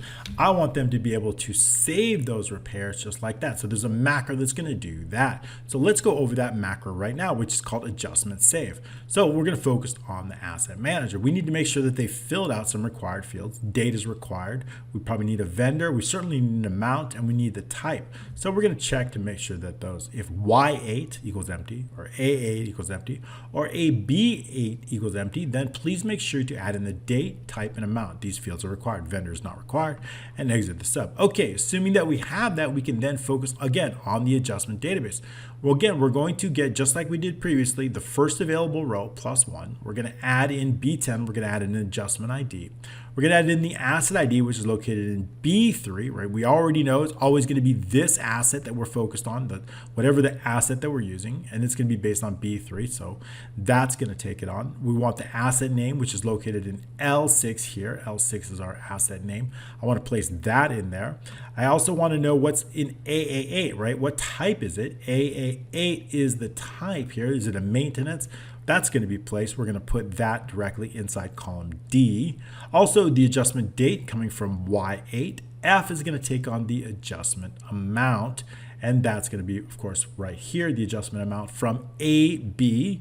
And also, we want AC is going to be the description. Also, a vendor, right, going into column H, and that's going to come from Z8. So the vendor here is going to go directly inside here, putting that vendor here. Great. So then let's take a look quickly on here. The last thing we want to do is we want to set the row. And then also what I want to do is I want to actually clear those contents out. Once we've saved everything, we're going to clear everything out. And then the repair has been saved. And then I'm going to reload those adjustments. We're going to run that macro again. That's going to reload it. So it is that same macro that we just went over that's now tied to this button. So when I click save repair, it is that repair that's going to get added. The repair has been saved. And we're going to now see that that repair has been here inside there. Test description. Okay, great. So we've got that. That macro is there. All right. Adjustment new is simply just clearing out those contents. Very, very simple. Great. There's another one I wanted to show you some information here. We also want to know the adjustments for the last 12 months. We can put this into graph.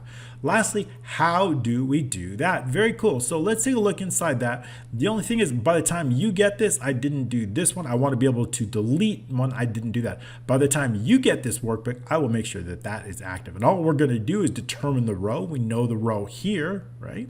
We know the row here. All I need to do is just go inside here and delete that row, right? If I know the row, I can delete it. So I'll be adding that macro on before you guys get it. So not to worry about that one. So that is pretty cool. All right. So lastly, before I let you go, one more thing, what I want to do is I want to be able to graph out, as you saw this adjustments, 12 months history. I want to be able to graph this out in basically this type of a chart. So how do we do that? Well, we've got a set of data here. And what I want to do is I want to determine the last 12 months, starting with the current month, which is now September 21, going back 12 months. I want to set some dates and I want to have a specific format. So this is a date field. How do I get the current date and how do I drag this down so that it automatically drags down properly? Well, the first thing what I want to do is use the date. I want to know the year of today. I want to know the month of today. And I want to know not only the month of today, but I want to determine the current month. And how do I know that? The row, what is the row? So I know that I want to know the current month. That is the month of today minus the row plus 6. What does that mean? Well, if I want the current month, right, but I don't want to create a formula for every one. If I base it on the row, what is the current month? Well, if I want to add the month of today, I want to add 0, right? How can I add 0? Because I want the current month. So the row, what current row? It's on row 6. If I subtract 6 and I add 6, I'm going to get 0, right? But now, what if I go to the month before? I want the month before. So what do I want now? In this case, I want the month before. So I want to subtract, I want this to be minus 1. How do I get minus 1? Well, if the row is 7, plus, if I minus 7 and I add 6, I'm going to get minus 1, right? Minus 7 plus 6 is minus 1. That's what I want. I want the month before. So if I keep doing that, if based on the row, in other words, this row, the row is 8, a minus 8, plus 6 is a negative 2. If I use negative 2, plus 8 is going to subtract 2 months before. So I can use the row that lets us know last. So that's what that's going to do is automatically get the last 12 months. So if I bring this down to 12, I've got the last, and I've given it a specific format. This format is a custom format based on the date. This is the first day of the month.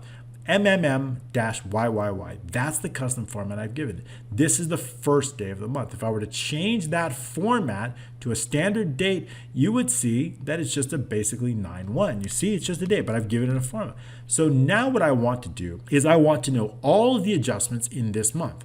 All the adjustments in this month. So how do I do that for this specific item, only for this asset ID here? So how do I do that? Again, using some ifs, I can do that. It's going to be based on, of course, the date, right? Only within the month. So I want to know, based on some ifs, I want to know the sum range is going to be the adjustment amount. It's going to be based on the adjustment date. One of the criteria is going to be based on that date. A date's going to be greater than or equal to AU6, right? Greater than or equal to the first of the current month. And it also must be less than or equal to the end of the month. So it's going to be less than or equal to the end of the month based on this. 0 means no months above. We're using EO month, which means end of month. We don't want to go any months ahead or any months before, so it's going to be 0. So that's going to ensure that we have transaction within the dates. But I also want to make sure that it's based on only a specific asset ID. It is that asset ID in B3. And I'm making sure that that's absolute, because when I bring this formula down, I don't want it to change any cells. I want it to maintain at B3. So I do just that. Then also what I want to do is I want to add an adjustment type, right? I want to make sure that the adjustment type is based on the appreciation, only those for appreciation here. So if I add that, so I'm going to add up all the appreciation, and what I want to do then is do the same thing, but in the next day, exactly the same. I want to add it to another sum if, but the only difference is the adjustment type is going to be depreciation. So all I'm doing is simply adding up all of the appreciations and all the depreciations based on that specific month for that specific asset item based on that asset ID. So I can then take this formula and drag it all the way down here, getting all the numbers in here. Once I have all this data, I can then just simply insert a column, Jeff, basically like a cylinder like this. And that's all I did. Then what I did is I updated it accordingly. So I just created some. So it is this map here that I've updated here. I've given it no background here, filter background. Just I've decided to add it here. If these series labels here, I've given a series label. Now, of course, I use an older version of Excel because many of you don't have newer versions. So that's why I use. I know there's some nicer graphs and things, but this is fine. It covers it. And I've given it this particular series here. We see this grid line here and this axis here are based on the dates. So it's relatively simple. It's just going to show the adjustment. And then I've given it a title here. That is it. All right, so thank you so much for sticking me. I think there's a few things that we might have missed, but I tried to cover almost everything. It's already been an incredibly long training. I really appreciate you sticking with us. If you like these workbooks, to help us out, you can pick up 200 of them, and that's just $77. It's less than 40 cents a workbook. And of course, that's include a full workbook library. Single click to open the workbook or single click to view the video. Amazing training, so I really appreciate that. Tons of great templates in there. Thank you so much. Don't forget to click the like button, subscribe, comment below, and we'll see you next week for a brand new training. Thanks again.